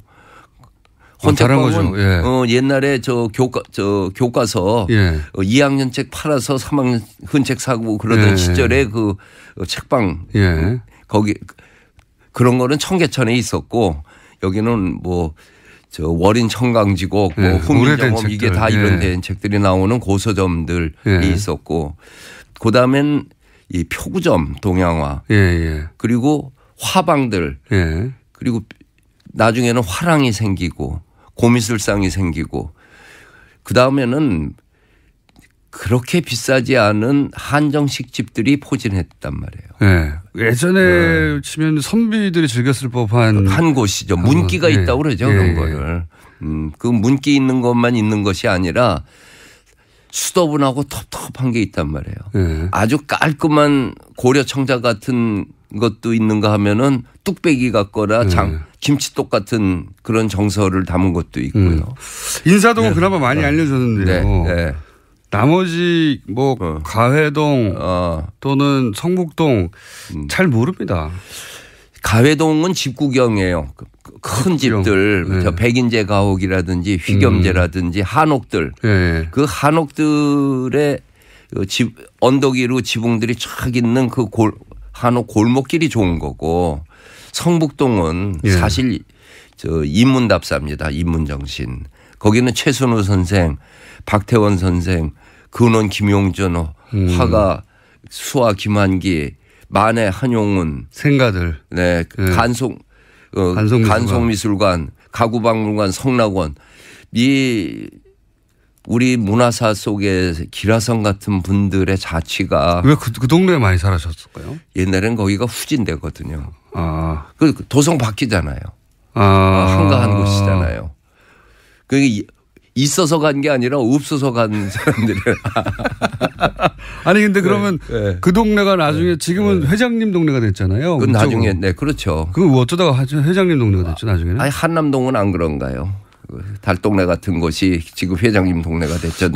한강 바라보는 데가. 그게 청와대가 가까워가지고. 아니 그거가 아니고 이 일제시대에 그렇게 됐나요? 아니 그 현대사회로 들어오면서 그 회장님들 부자들은 오래된 부자들이 살지 않습니까? 그렇죠. 신흥부자가 아니라. 오래된 부자라고 해도 저 자유당 때부터 부자죠. 자유당 때 시절. 일제 강점기의 부자가 아니죠.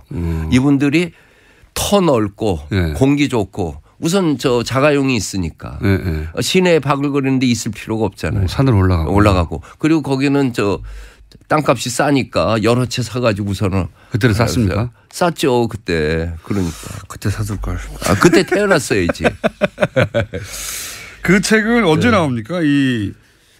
지금 희망상은 내년에 빨리 내고. 지금 한참 집필 중이시고요. 집필 중인데. 3편. 지금 저 고민해 있는 것이 내년에 내가 쓰려고 한 책은 사실은 중국 답사기였어요. 중국 답사죠. 서울 편편부터 일단 끝내시죠. 아니 그 이유가 상해 항주를 쓰는 소홍을 쓰려고 한 게 상해 임시정부 100주년이잖아요. 또 그렇게 있군요. 너무 하실 일이 너무 많은데요. 그래서 돈을 언제 쓰지 이거? 그거를 2019년 전에 3.1운동을 계기니까 2019년 3.1절 전에는 뭐 5월 달에 갔으니까 뭐 5월 전에 어쨌든 상해 임시정부 청사하고 거기에서 윤봉길 의사 투척하고 난 다음에 백범 선생이 수배됐잖아요. 예. 그때 수배될 때 현상금이 지금 돈으로 환산하면 아마 250억이었어요. 그 대단한 인물이었군요, 진짜로. 대단했죠. 그래서 도망가서 이 가흥이라고 하는 곳에 그 여자 뱃사공 있는 거기에 숨어 있었죠. 여자 뱃사공이 있는 곳이라는 것은 거기에 백범의 로맨스도 있죠. 부인은 돌아가시고 그거 좋네요, 스토리. 거기에서 위장을 해서 있었잖아요. 뱃사공과 그랬는데 떠날 적에 예. 그 전별금이 돈이 없어가지고 예. 얼마 주지 못한 것이 내가 지금도 가슴이 아프다고 백범 일지에 나옵니다. 그 숨겨줬던 그 뱃사공을 찾아야 되겠네요. 네. 뱃사공에 돌아가셨죠. 후손들이랑. 네. 그래서 그 있었던 곳 네. 그리고 나서 항주라고 하는 곳에 네. 임시정부를 옮겨갔어요. 네. 그래서 저 홍구공원에서 윤봉길 의사 투척하는 거 예. 그리고 임시정부 청사 백범 피난 도피처 그게 2019년까지 나와야 된다는 거죠? 기왕 나올 거면은 네. 우리가 좀 대한민국이 어떻게 성립됐는가에 조상들의 감사하는 마음. 그러면 서울 3편까지만 하시고. 아니 3편이 늦더라도 이거를 먼저 해야 되느냐 네. 아니면은 난 모르겠어 하여튼 둘 다 해보려고 그래요. 그러니까 서울 4편은 나중에요. 이게 먼저죠. 저는 유일한 걱정은 네. 돈을 언제 쓰나. 이제 쓰셔야 하는데 네. 책만 계속 쓰시고. 근데 네.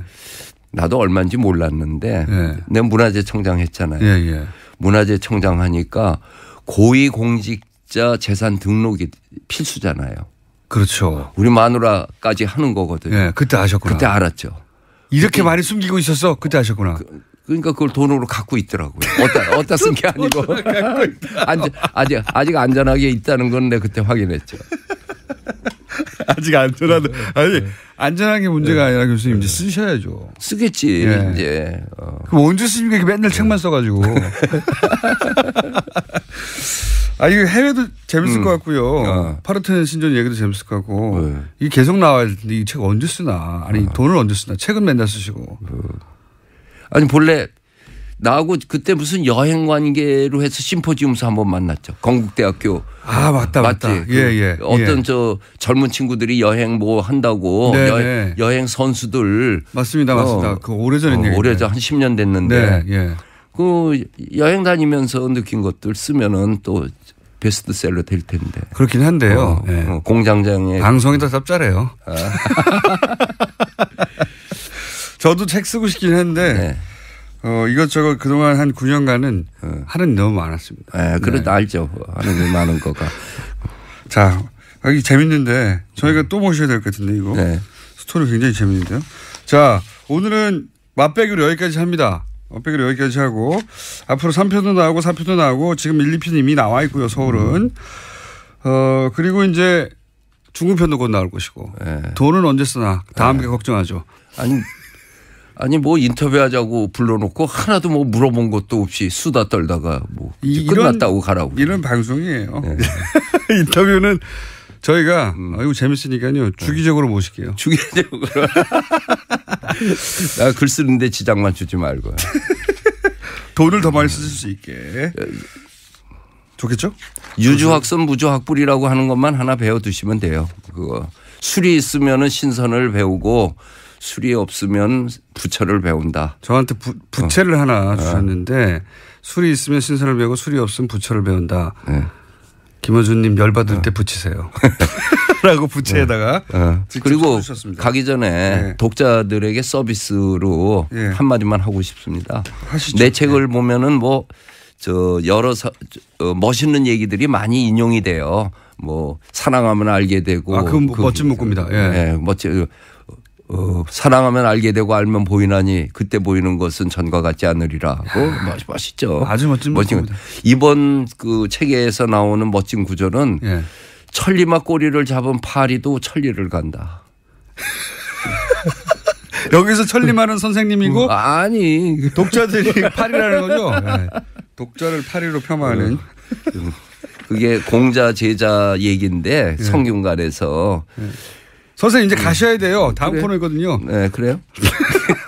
아, 나 할 얘기 많은데 아직도. 아니면 여기 써 있는 거 하나도 안 물어보고 딴 얘기만 하다가 이제 가라고 그러네. 네. 아, 여기 있는 얘기들은 다 책 보면 나오는 얘기 아닙니까? 아, 그래요? 네. 책을 사서 보시면 되고요. 네. 그 책을 이런 분이 쓰셨다는 거, 예. 얼마나 재밌겠냐는 거, 그것만 알려주면 됩니다. 자, 지금까지 서울문화유산 답사기 서울편을 내신 2편까지 되셨습니다. 이홍준 교수님이었습니다. 감사합니다. 감사합니다.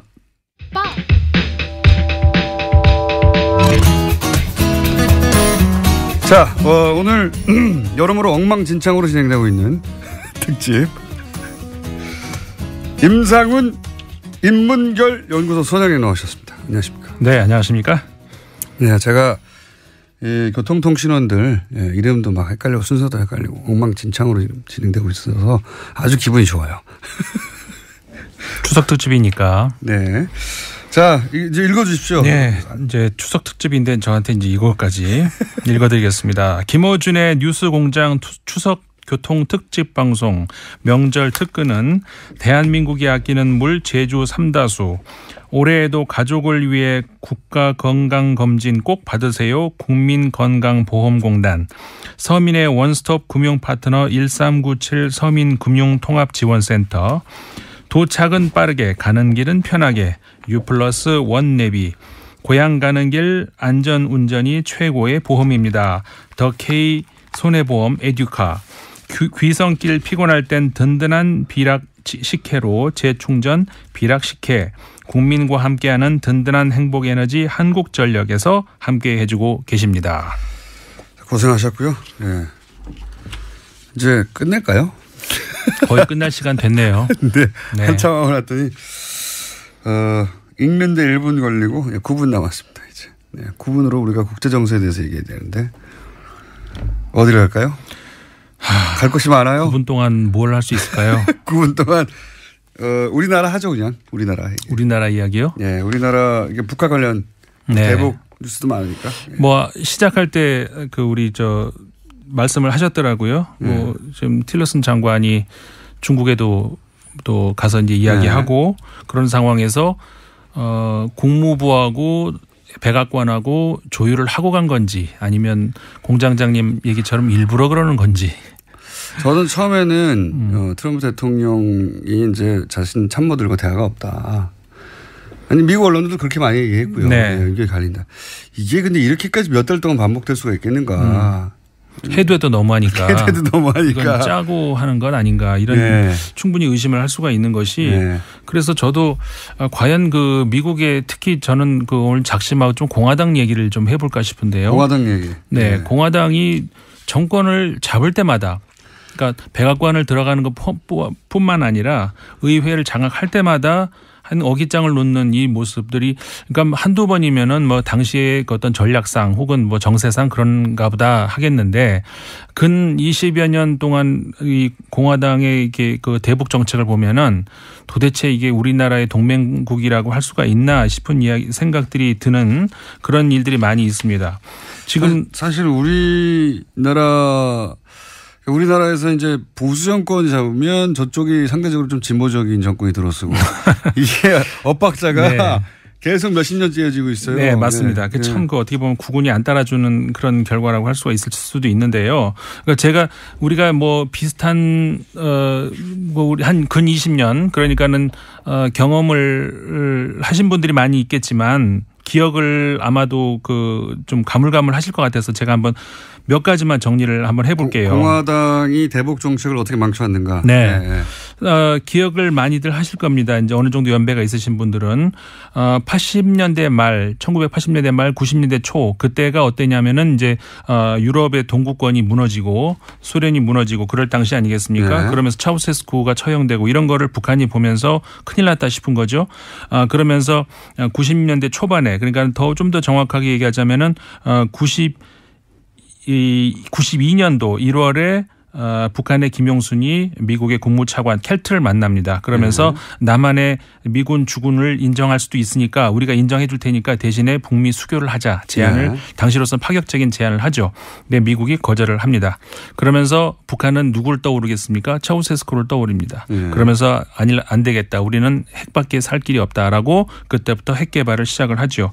그러면서 93년 2월에 NPT 탈퇴를 선언을 하게 됩니다.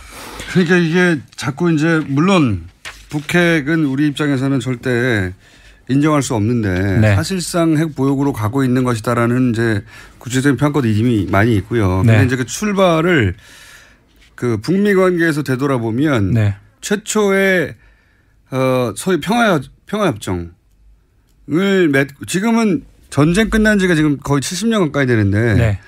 평화협정을 전쟁 끝나고 70년 가까이 맺지 않은 전쟁이 없어요. 그렇죠.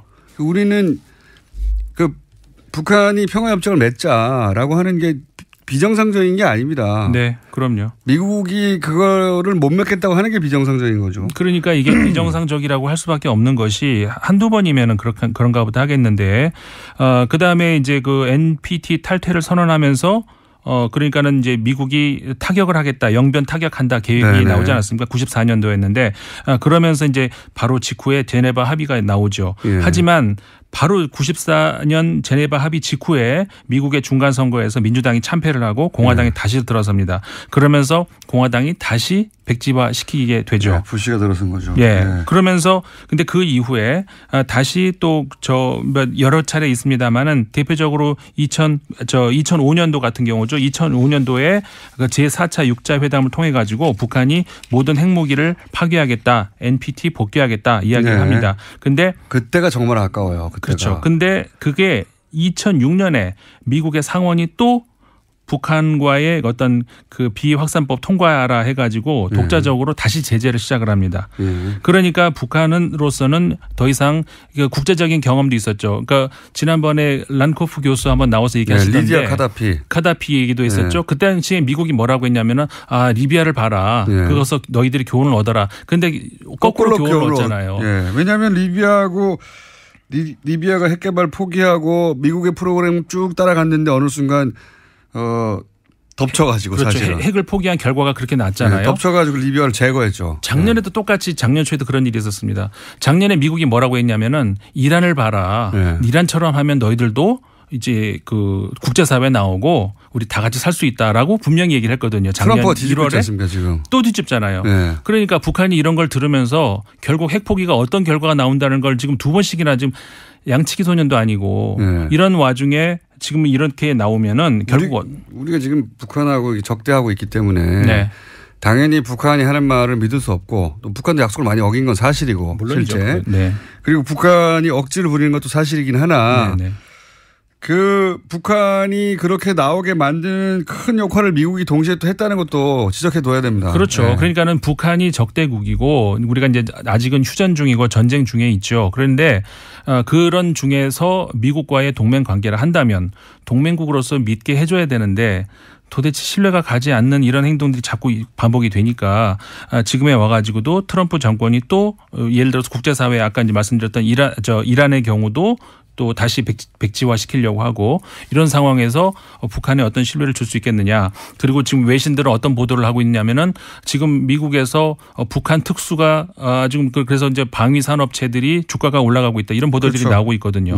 그리고 국방 예산 늘리고 지금 이게 이제 그래서 한편으로는 물론 당연히 이제 김정은 체제와 트럼프 체제의 이제 말싸움 국면으로 자기들 캐릭터 때문에 그런 것도 있겠으나 이게 군산 복합체를 위해서 의도적으로 키우는 면이 있지 않냐 이렇게도 말합니다. 저는 증거는 없지만 충분히 그렇게 있을 수 있다고 보고요. 주가도 올라가고 무기도 많이 팔 테니까. 일본도 마찬가지입니다. 일본이 그 사실상 이건 또 영국 언론이 보도를 했어요. 그대로 북한이 일본 상공을 넘어가는 핵을 미사일을 발사를 할 때 과연 아베 총리가 실망을 했겠느냐 반대라는 거죠. 좋아했죠. 당연히.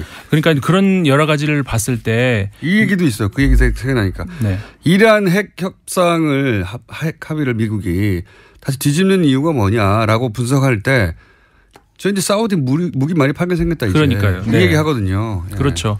이제 그런 것들을 봤을 때 미국과 일본의 동맹 관계 그거는 분명히 확실해 보입니다. 하지만 자꾸 이런 식으로 하면은 우리나라하고 이해관계가 같다고 볼 수만은 없지 않겠느냐 이런 생각이 들면서 미국은 미국의 이익을 위해서 움직이는 거죠. 그러니까요. 예. 그 미국하고 북한하고 전면전을 할 가능성은 제로죠. 없지만 혹시 있을 수도 있는 어떤 그 돌발 상황 어떤 그런 것들이 있다면 미국이 피해갈 리가 없죠. 그런 피해는 우리 남쪽에서 입을 수밖에 없습니다.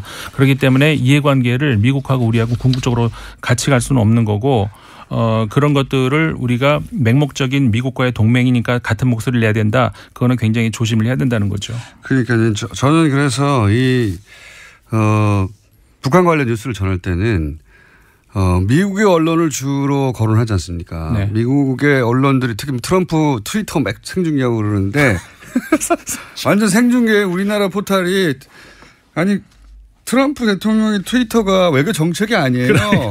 자다가 일어나서 휴대폰에다 쓰는 몇 줄. 새벽에 방 안에서 쓰는 그 몇 줄을 갖다가. 멘트에 단상에 불과한 것을 막 미국 전체 정책이 왔다 갔다 하는 것처럼 호들갑 떠는 것도 웃기지만 네.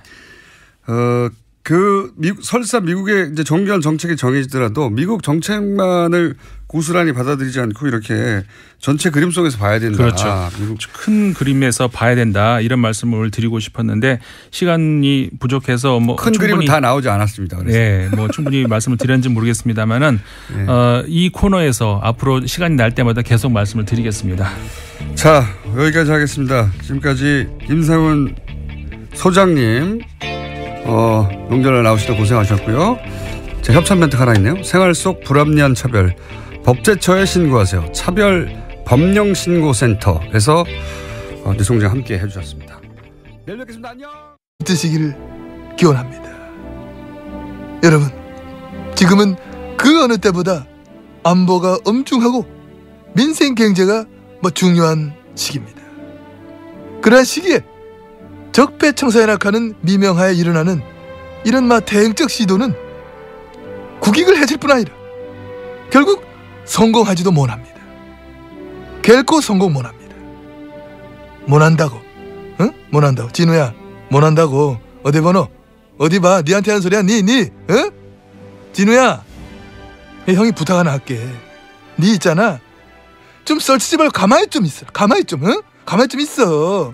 너 부모님 너 이카고 댕기나 아시나? 걱정 안 하시나? 저 진우 아버지 일만 좀 말려주세요. 이거 나이 물만큼 묻잖아.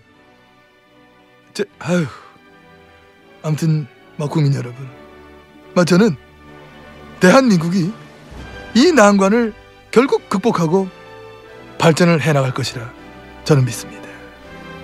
감사합니다. 가자. 어디긴 어디야 기무사지. 테니스나 쳐야지. 가.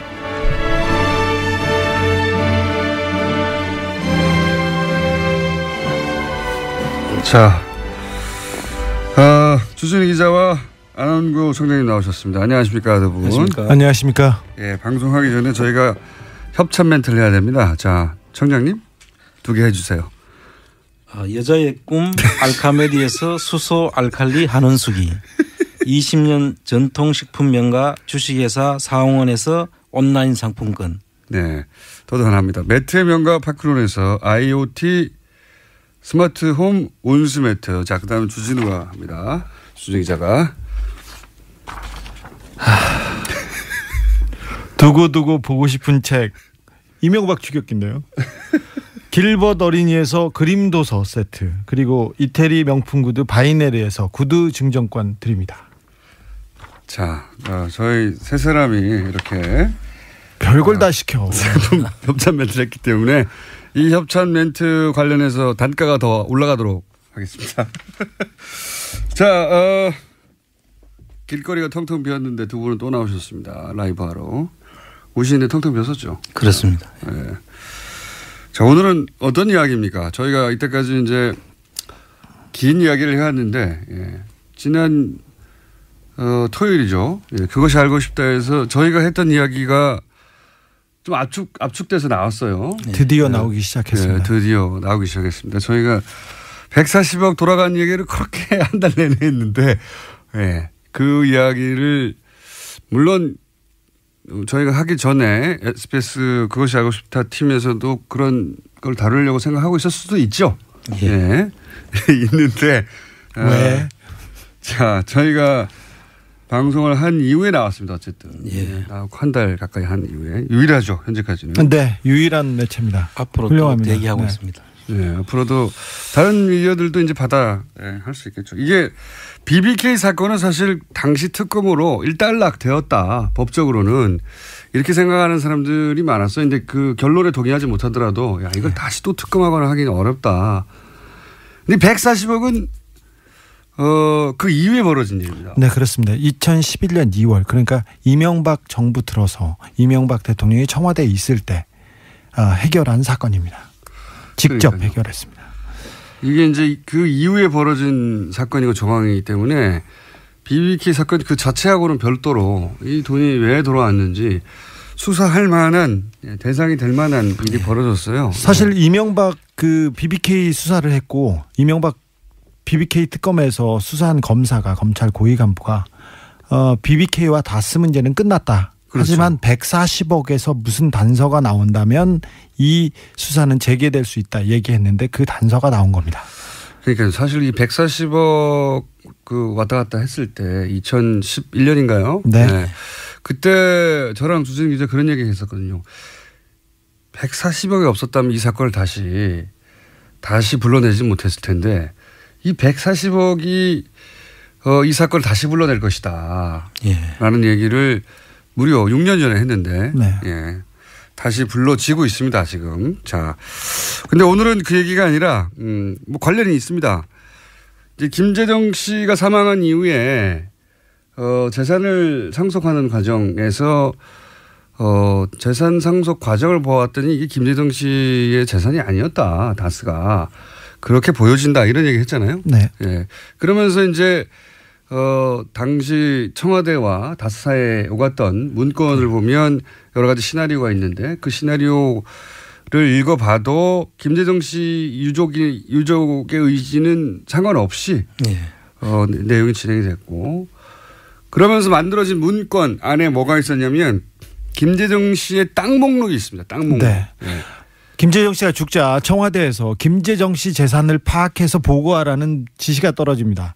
그런데 김재정 씨 재산이 얼마나 되는지 모르고요. 모르면서 땅 목록 그러니까 토지 목록을 정리해서 그 제출하라고 해서 다스에서 급히 김재정 씨 토지 목록을 작성해서 청와대에 보고합니다. 네. 김재정 씨 유족은 김재정 씨 땅이 얼마나 되는지 몰랐어요. 그거를 어쨌든 사망을 하게 되자 이 누군가 또 상속받아야 되지 않습니까? 상속받아야 되니까 김재정 씨 땅의 목록이 작성이 됩니다. 이 시나리오 왔다 갔다 하는 문서와 함께. 근데 이제 굉장히 일단 재밌는 거 먼저 하나 알려드리면 김재정 씨의 땅은 김재정 씨의 자식들이 하나도 뭡니까? 법률 대리인들이 법정에 나와서 비공개로 다투니까 나중에 문제가 되니까 법원 공무원의 제보를 받았다 이런 얘기가 나왔었거든요. 예. 법원 공무원은 아무도 모르는 이지아 씨 본명을 어떻게 합니까? 예. 게다가 알았다고 치더라도 그걸 스포츠치에 제보해서 본인이 얻는 이득이 무엇이고 더 나아가서 제보를 받은 스포츠치는 이 정도 되면 크로스체크를 해야 되거든요. 서태지 본인도 모르고 서태지 본인도 확인해 주지 않고 서태지 본인도 모르고 판사도 모르는 걸 어디 가서 확인을 합니까? 확인을 해야 뉴스를 할 거 아니에요. 그래서 그런 의혹들이 터져 나왔었죠. 예. 이게 확인이 되지는 않을 것 같긴 하지만 앞으로도. 어쨌건 국정원이 정권 안위를 위해서 연예인 스캔들을 기본으로 관리하고 있었다. 예. 공작 정권이었어요. 기본적으로. 그 수준도 양아치 수준에.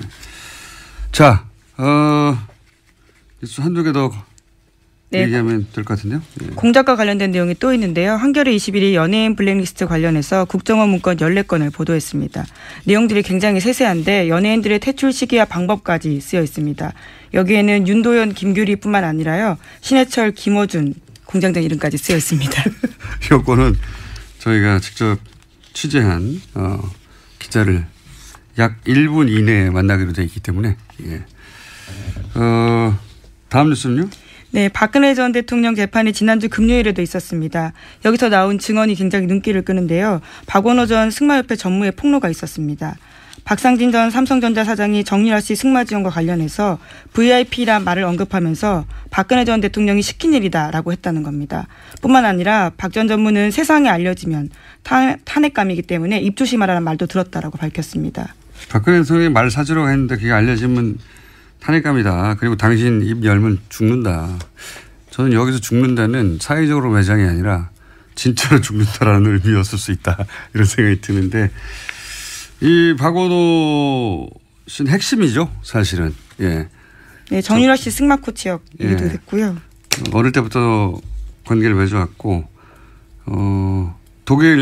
독일에서 승마 지원을 받게 되는 과정 전체를 다. 네, 삼성과의 커넥션 중심에 있습니다. 가장 잘 아는 사람인데 1심에서는 1심이 아니라 이전까지는 안 나오다가 아마도 이제 이재용 부회장 판결이 나니까 나와도 된다고 생각하신 건지 또 뭐 몸이 안 좋다고 하니 그게 나아진 건지 이유는 모르겠으나 드디어 처음으로 직접 발언이 나온 겁니다. 네, 적극적으로 진술하고 있는 겁니다. 물론 이제 이건 일방의 주장이긴 한데 이 박원호 전무의 말이 맞다면 삼성은 다 알고 있었던 거죠. 자기들의 행위가 어떤 의미인지. 그 심각성이나 범죄성을 정확하게 다 알고 있어요. 탄핵될 거라고 얘기했었으니까요.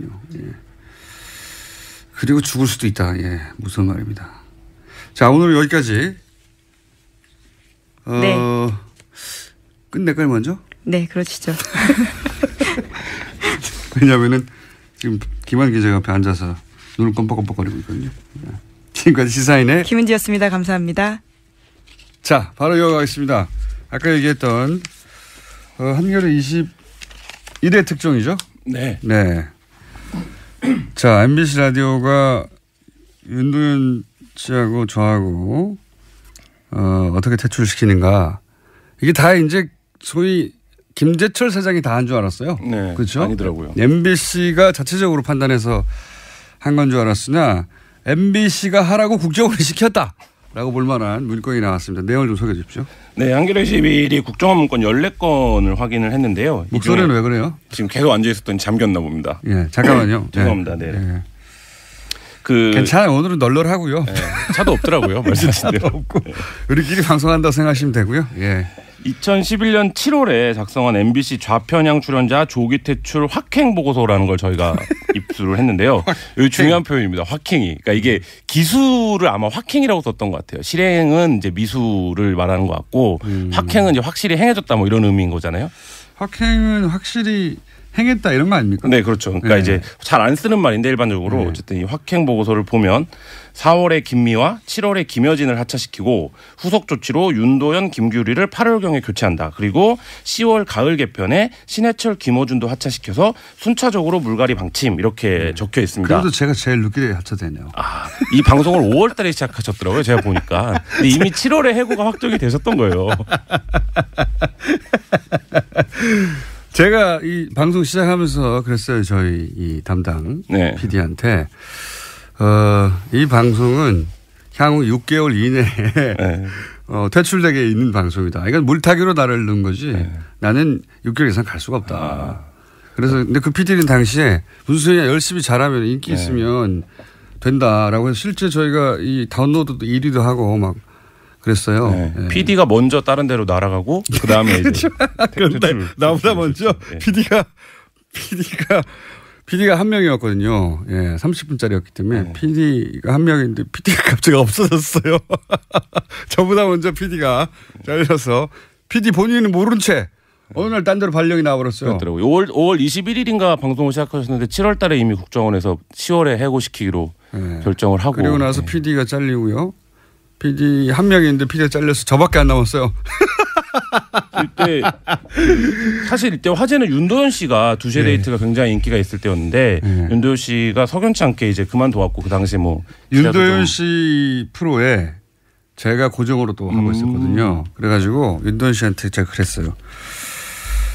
제가 이 방송에 고정으로 나오는 한 당신의 퇴출을 빨라질 것이다. 어쨌든 했는데 이 보고서대로 윤도현 씨는 9월경에 그리고 그 공장장은 10월에 하차 퇴출이 됐죠. 이때 말들이 많았죠. 네, 그렇죠. 예. 근데 이제 퇴출시키는 모양새가 아닌 척하려고 다른 시간대로 가라라는 제스처를 취했고요. 물론 실제 그런 마음은 없었을 거라고 봅니다. 왜냐하면 퇴출 이렇게 되면 또 공격을 받을 수 있으니까. 근데 이제 당연히 다른 시간대는 안 맞으니까 프로그램 성격도 안 맞고. 그래서 주병진 씨가 그때 잠깐 왔죠. 아, 맞아요. 주병진 씨가 복귀하는 걸로 그 퇴출 여론을 좀 덮었던 고식인데요. 그것까지도 저는 다 계획되어 있었을 거라고 봅니다. 네, 주병진 씨의 갑작스러운 복귀도 그때 좀 화제가 됐었었죠. 네. 주병진 씨의 잘못은 아니죠? 네, 아니죠. 예. 예. 국정원이 이제 낙점한 거라고 봅니다. 저는 그런 식으로. 이게 방송국 차원에서 진행된 게 아니라 방송국을 장악해 가는 과정 전체를 국정원이 로드맵을 짜고. 그렇죠. 예. 그리고 구체적으로 누구는 언제를 다 정해놓고 있었다는 거죠. 예. 그것 외에도 굉장히 좀 그야말로 방송국을 경영했다고 해도 과언이 아닐 정도로 그리고 연예인들에 대한 여론조원 실제 전체를 총괄했다고 과언이 아닐 정도의 내용들이 있는데요. 연예인별로 방법을 달리해서 공격하는 얘기들이 아주 디테일하게 적혀 있습니다. 예를 들면요? 예를 들어서 방송인 김구라 씨와 김장훈 씨는 이제 VIP에 대해 언어 테러를 가했다, 뭐 국가 원수 명예를 침취시켰다 이렇게 지적이 되어 있는데 이들의 경우에는 내가 맨날 하던 짓인데. 네. 안티 세력을 활용한 위축 이렇게 적혀 있습니다. 대응 안티 세력은 이건 이제 그 김규리 씨를 향해서 예를 들어서 SNS나 게시판이나 트윗이나 끊임없이 공격했거든요. 그렇죠. 네. 이거 받으면 대부분 위축됩니다. 저 빼고.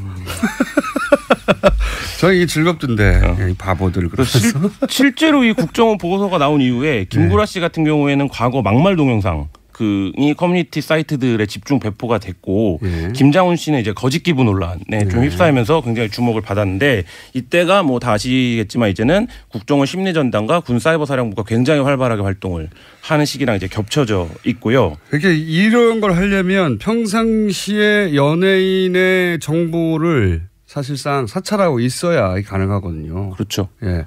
기본적으로 연예인 관련해서는 정보를 계속 축적하고 쌓고 사찰하고 있었다는 거고요. 그게 이제 개인들을 어떻게 다 따라하니까 그 많은 연예인들을. 그러면 통신 사찰이 기본적인 것이고 거기에 뭐 여러 가지 지금 사용하는 그 통신 수단들 있지 않습니까? 카톡 비롯해서 저는 그런 것들 평상시에 쌓아놓고 있었다.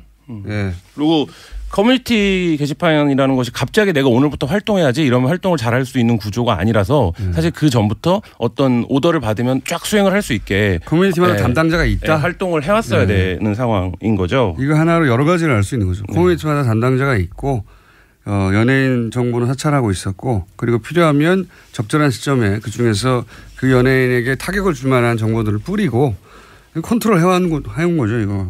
그다음에 뭐 그런 대목도 있는데요. 김미화와 손석희가 여전히 건재하다 이러면서 불신 여론을 조성해야 되는데 이 부분을 보수 매체를 통해 분위기를 조성하라 이런 대목이 한 차례가 아니라 여러 차례 이제 등장을 하는데 이 얘기는 보수 매체도 활용을 해서 작업을 했었다 이런 걸 이제 보여주는. 이 보수 매체에다가 갑자기 국정원이 전화해서 기사 한번 실어주시오.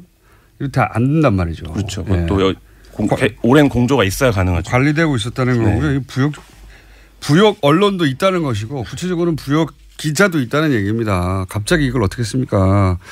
그렇게 생각해 보면 연예 매체들 중에 남들은 도저히 접근할 수 없는 특종을 하는 매체들이 있어요. 우리 아는 D 매체 뭐 이런 데 말씀하신 거예요? 네. 굉장히 의심스러운 부분이 이런 대목에는 같이 떠오르게 돼 있습니다. 이렇게 되면.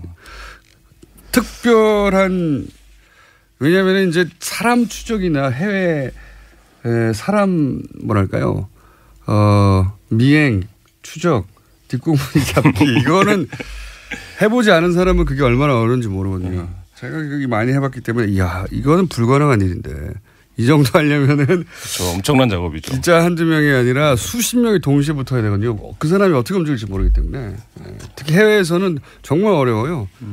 근데 그런 특종을 많이 한 경우도 있었죠. 국정원이 한 일을 보면 뭐 굉장한데요. 코미디언 박미선 씨, 가수 이하늘 씨에 대해서는 광고주에게 모델 교체를 압박해야 된다. 광고주 압박. 이렇게 지시하기도 하고 그다음에 저는 이게 좀 재밌었는데 연예인을 온건좌파랑 강성좌파로 구분을 합니다. 그래서 지금 이 시기에 82명이 블랙리스트에 올랐다라고 하는데 13명은 비교적 좌파 성향이 덜한 온건좌파로 분류를 하고 뭐 문성군, 권혜호, 명계남, 신해철, 윤도현, 김미아 등은 69명은 강성좌파다. 근데 이들을 어떻게 하냐면 온건좌파는 포섭을 합니다. 그래서 포섭을 해서 간첩으로 생각했구나 완전히. 네, 공익광고 정도는 할 수 있게 해줘라. 뭐 이런 얘기니까 우리 말을 들으면 하고 이게 또 재밌는데 간접 제재로 분량을 축소해라 이런 얘기를 합니다. 근데 이거는 사실 국정원이 출연을 금지시키는 거는 윗선을 통해서 할 수 있겠지만 분량을 축소한다 이것은 출연을 하게 해주되 나오는 분량을 줄여라 이런 것까지 이제 국정원이 컨트롤을 했다는 건데 이해가 안 가더라고요. 자, 더 얘기하고 싶고 재밌는 주제긴 한데 김한 기자보다 훨씬 지금 큰 건들을 들고 온 분들이 있어요. 또 준진우 기자하고 안홍구 청장님이라고 이 정도에서 들어가 주셔야 되고요. 저희가 공휴일 끝나고 나서 다시 한번 모시도록 하겠습니다. 네, 알겠습니다. 친애하는 국민 여러분 안녕하십니까. 여러분의 귀염둥이 MB 인사 올리겠습니다. 민족의 대명절 한가위를 맞았어. 국민 여러분의 가정과 일터에 행복이 안녕하세요. 김호준입니다. 지난 토요일 SBS 그것이 알고 싶다 140억은 누구의 돈인가 편에서 지상파 TV에서는 처음으로 BBK 사건을 본격적으로 다뤘습니다. 핵심 내용은 주가 조작에 속아 천억대 피해를 본 개인 투자자들의 돈을 재판의 승소에 드디어 되돌려받을 수 있게 된 그 돈을 다스라는 회사가 중간에 받아가 버렸다는 겁니다. 다스는 소송에서 졌는데 말이죠. 뉴스공장에서도 몇 주째 다루고 있는 내용입니다. 지난 2007년 대선 당시 BBK 사건은 특검까지 했었습니다. 그 결론에 동의하지 않는 많은 이들이 존재하나 일단 그렇게 일단락됐죠. 하지만 이 140억은 그 이후에 벌어진 일입니다. 재수사의 대상이 될 수 있는 겁니다. 이 돈이 왜 다스러 왔을까요? 이명박 정부의 청와대 민정과 외교부는 왜 이 돈을 다스가 되돌려받도록 도왔을까요? 저는 오늘도 이명박 전 대통령에게 묻습니다. 다스는 누구 겁니까? 김호준의 질문이었습니다.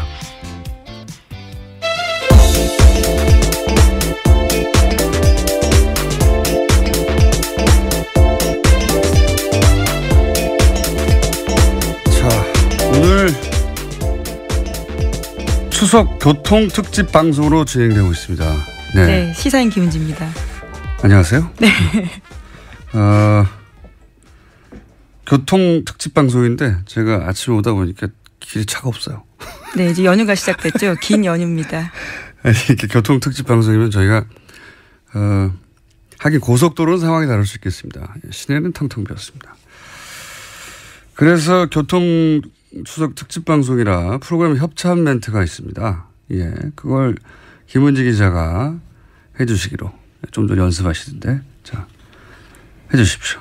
네, 김어준의 뉴스공장 명절 특근, 대한민국이 아끼는 물 제주 삼다수, 올해에도 가족을 위해 국가건강검진 꼭 받으세요. 국민건강보험공단, 서민의 원스톱 금융파트너 1397 서민금융통합지원센터, 도착은 빠르게 가는 길은 편하게 U+1 원내비, 고향 가는 길 안전운전이 최고의 보험입니다. 더케이 손해보험 에듀카, 귀성길 피곤할 땐 든든한 비락식혜로 재충전 비락식혜, 국민과 함께하는 든든한 행복에너지 한국전력에서 함께해주고 계십니다.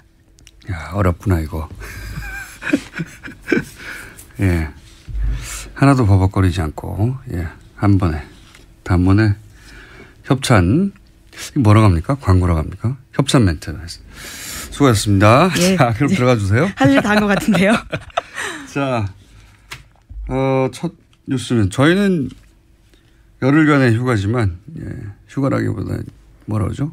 공휴일. 네, 연휴가 시작되죠. 연휴가 시작되지만 세계는 여전히 돌아가고 있습니다. 자, 첫 번째 뉴스는 뭡니까? 네, 중국을 방문한 렉스 틸러슨 미국 국무장관이 미국은 북한과의 대화 채널을 열어두고 대화 가능성을 타진하고 있다고 밝혔습니다. 틸러슨 장관은 9월 30일 베이징에서 시진핑 중국 국가주석 등과 만난 이후에 기자들과 한 말인데요. 그는 북한과 소통 라인을 가지고 있다. 블랙아웃 같은 암담한 상황은 아니다라면서 북한과 두세 개 정도의 채널을 열어두고 있다라고 설명했습니다. 뭐 이 상황은 계속해서 반복되고 있는데 이렇게 되면 또 트럼프 대통령이 또 세게 말하고. 네, 이미 트위터에 그렇게 썼습니다. 예, 그러면 또 진정시키고. 이거를 틸러슨 장관 혹은 뭐 트럼프 대통령과 참모들 간의 어떤 불화나 소통 부재나 이렇게 보는 시각이 여전히 존재하는데 저는 뭐 짜고 치는 고스톱이라고 봅니다. 이제는. 한두 번이 아니라 몇 달째거든요. 짜고 치는 고스톱이라고 보고. 근데 이렇게 거칠게 구석을 짜고 치는 건 처음 보네요. 그리고 이제 이렇게 틸러슨 국무장관이, 의로 치면 외무부 장관이죠. 예. 국무장관이, 북한, 그러니까 중국을 만나고 북한과 대화하겠다 이런 내용을 얘기하니까 우리 보수 야당에서는 이제, 코리아 패싱. 예, 계속 그 주장을 하고 있습니다. 문재인 패싱이라고 하는데 저로서는 참 이 주장은 이게 표준어인가요? 얼척이 없다는 게? 어떤 의미인지는 알겠습니다. 왜냐하면은 그 대북 제재와 대화를 병행하겠다라고 얘기했을 때 보수 야당에서는 지금이 대화할 때가 아니라고 했었어요. 그 맥락에서 지금 할 말은 미국을 공격하거나 그래야 되는 것이고 지금 패싱한다는 얘기는 왜 우리는 대화 안 하냐는 여기에 깔려 있는 거 아닙니까, 전제가. 게다가 모든 대화 채널을 다 없앤 게 본인들이에요. 예? 모든 대화 채널을 다 없애버렸어요. 그래서 지금 휴전선에서 확성기로 이 대화가 있지 않습니까, 북한이랑. 예. 본인들이 다 없애버린 겁니다. 지난 9년 동안. 그게 비판이 말이 안 되는 거죠. 대화 채널이 있는데도 대화를 못하고 있거나 아니면 본인들이 계속 진작에 대화했었어야지 라고 말할 상황이었거나 하면 이 말이 나올 수 있죠. 어쨌든 보수 야당에서는 그렇습니다. 그리고 미국에서는 대화의 메시지와 그리고 트럼프 대통령의 강성 메시지가 동시에 계속 나온 지가 벌써 한 2달 이상 된 것 같고요. 그러는 와중에 또 북한은 러시아를 만났죠. 네, 틸러슨의 북한과의 대화 채널을 언급한 날요. 북한의 최선희 외무성 북미국장이 러시아 외무부와의 회담이 만족스럽다라고 밝혔습니다. 조선중앙통신도 이번 회담에서 한반도 정세 등에 대한 심도 있는 의견 교환을 했다라고 밝혔는데요. 북한은 아직까지 틸러슨의 발언에 대해서 시인도 부인도 하지 않고 있는 상태입니다. 바쁘게 이제 채널에 돌아가고 있는 중인 것 같아요. 북한은 러시아를 만나고 미국은 중국을 만나고. 네, 또 트럼프 대통령이 11월 달에요. 한중일 연쇄 방문을 앞두고 있어서 국면 전환 시도가 있을 거다라는 전망이 나오고 있습니다. 그때 뭔가 말을 하겠죠. 이때 올 때 한중일을 연쇄 방문하는 거니까 오기 전에 뭘 만들어 놓고 오겠죠. 예. 결론을 지으러 오는 것이지 대화를 처음 시작하러 오는 게 아닐 테니까. 여하간 바쁘게 돌아갑니다. 현재 전쟁은 안 납니다. 그리고 자, 제가 오늘 차 타고 오면서 야 길에 이거 아무도 없는데 뉴스공장 이 시간이 하면 누가 듣나 라는 생각을 하면서 오늘 좀 널널하게 해야 되겠다 생각하면서 왔어요. 네, 팟캐스트로 다시 듣는 분도 워낙 많으시니까요. 네, 그렇긴 한데 네. 지금 라이브로 듣는 분은 몇 분이나 될까요? 예. 자, 저희가 서울 방송인데 서울 경기 기본적으로는 아침에는 아무도 없었어요. 시내에는 텅텅 비었습니다. 다음 뉴스는 뭡니까? 네, 국방부 댓글 사건 재조사 TF가 내부 통신망 서버를 복원했다라고 밝혔습니다. 그 결과 사이버사의 심리전단이 청와대로 보낸 문건을 무더기로 발견한 건데요. 460건이 넘습니다. 그 내용을 보면 심리전단의 댓글 작전 결과뿐만이 아니라 유명인들의 SNS 동향까지 포함되어 있었는데요. 그러니까 청와대가 군의 댓글 공작을 일일이 보고받았다라는 의혹이 사실로 확인된 겁니다. 그거는 뭐 다들 짐작했던 바인데 저는 그 보고의 루트가 이게 사실 큰 문제라고 봅니다. 이게 전시에 작전 통신하는 망, 예, 군과 청와대가 그 망으로 연예인들 동향 보냈다는 거 아닙니까? 야, 촛불시 어떻게 되고 있다. 아니면 그렇죠. 선거 관련 정보들. 이 망이 국방부와 청와대 사이에 기본적으로 전쟁이 났을 때나 위기 상황에 작전 통신하는 비밀망인데 이런 걸로 이거 했다는 겁니다. 연예인들이 지금 어떠고 보수는 안보라고 주장해 오는 항상 보수인데 개뿔입니다. 다음 뉴스는요. 네, 이번엔 또 국정원 관련된 소식인데요. 이명박 정부의 국정원이 블랙리스트에 오른 연예인의 마약 투약서를 퍼뜨릴 계획을 세웠다고 합니다. 검찰은 이 계획을 수립하는 데 청와대 지시가 있었는지와 계획이 실제 실행됐는지 수사하고 있는데요. 원세훈 원장 시절 국정원은 심리전단 등을 동원해서 기욱 씨가 프로포폴을 투약했다는 소문을 인터넷과 증권가 찌라시에 유포한다라는 계획을 세워서 상부에 보고했습니다. 보수 정권 하에서 이제 정권을 분리한 사건이 터질 때, 연예인 관련 뉴스가 터지는 경우가 많다. 이런, 음모론이라고 치부되는 이야기들이 있었죠. 예. 모든 연예인 사건이 다 이런 케이스는 아닐지 몰라도 그렇게 일부러 타이밍을 맞춰 터뜨린 사건이 있었구나. 예. 네, 이번에 증명이 된 건데요. 실제로 2012년을 전후해서 기욱 씨를 포함해서 유명 연예인들의 프로포폴 투약설이 사실도 확인되지 않은 채 급속하게 확산됐었습니다. 그러니까요.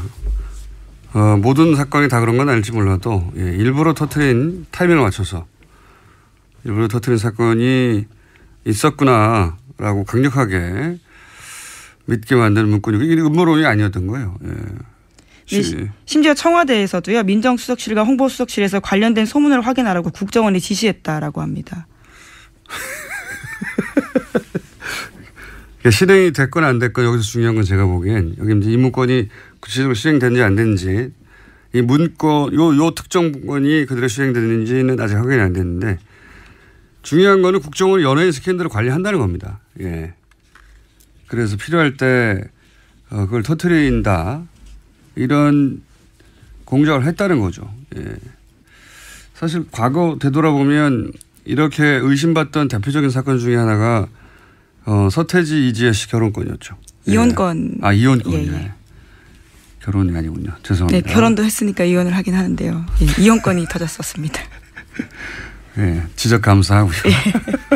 이중 지적이네요. 예. 네, 도와드린 겁니다.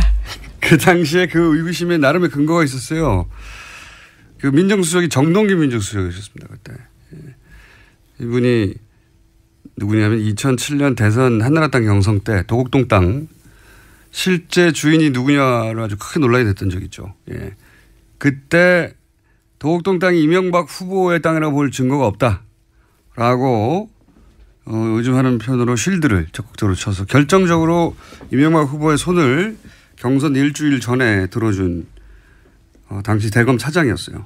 그 인연으로 나중에 민정수석이 됐다고 말해도 과언이 아닌 거라고 보는데 그런데 그 정동기 차장이 검찰을 나와서 직후에 바로 법무법인 바른의 공동대표가 됩니다. 그리고 나서 이제 인수위 이명박 대통령이 인수위 들어갔다가 민정수석이 되는 코스를 밟는데 이 바른이 이지혜 씨 법률 대리인이었어요 그때. 예. 근데 그것만으로 어떻게 음모론이라고 하느냐? 당시 이제 서태지 씨 쪽의 대리인들은 자신이 대리하는 것이 서태지인지 몰랐어요. 예, 서태지 씨가 아니군요. 가명이니까. 그리고 판사도 몰랐어요. 왜냐면은 둘 다 본명이 아니고 대리인이 나오니까 직접 나오지 않고. 본명만을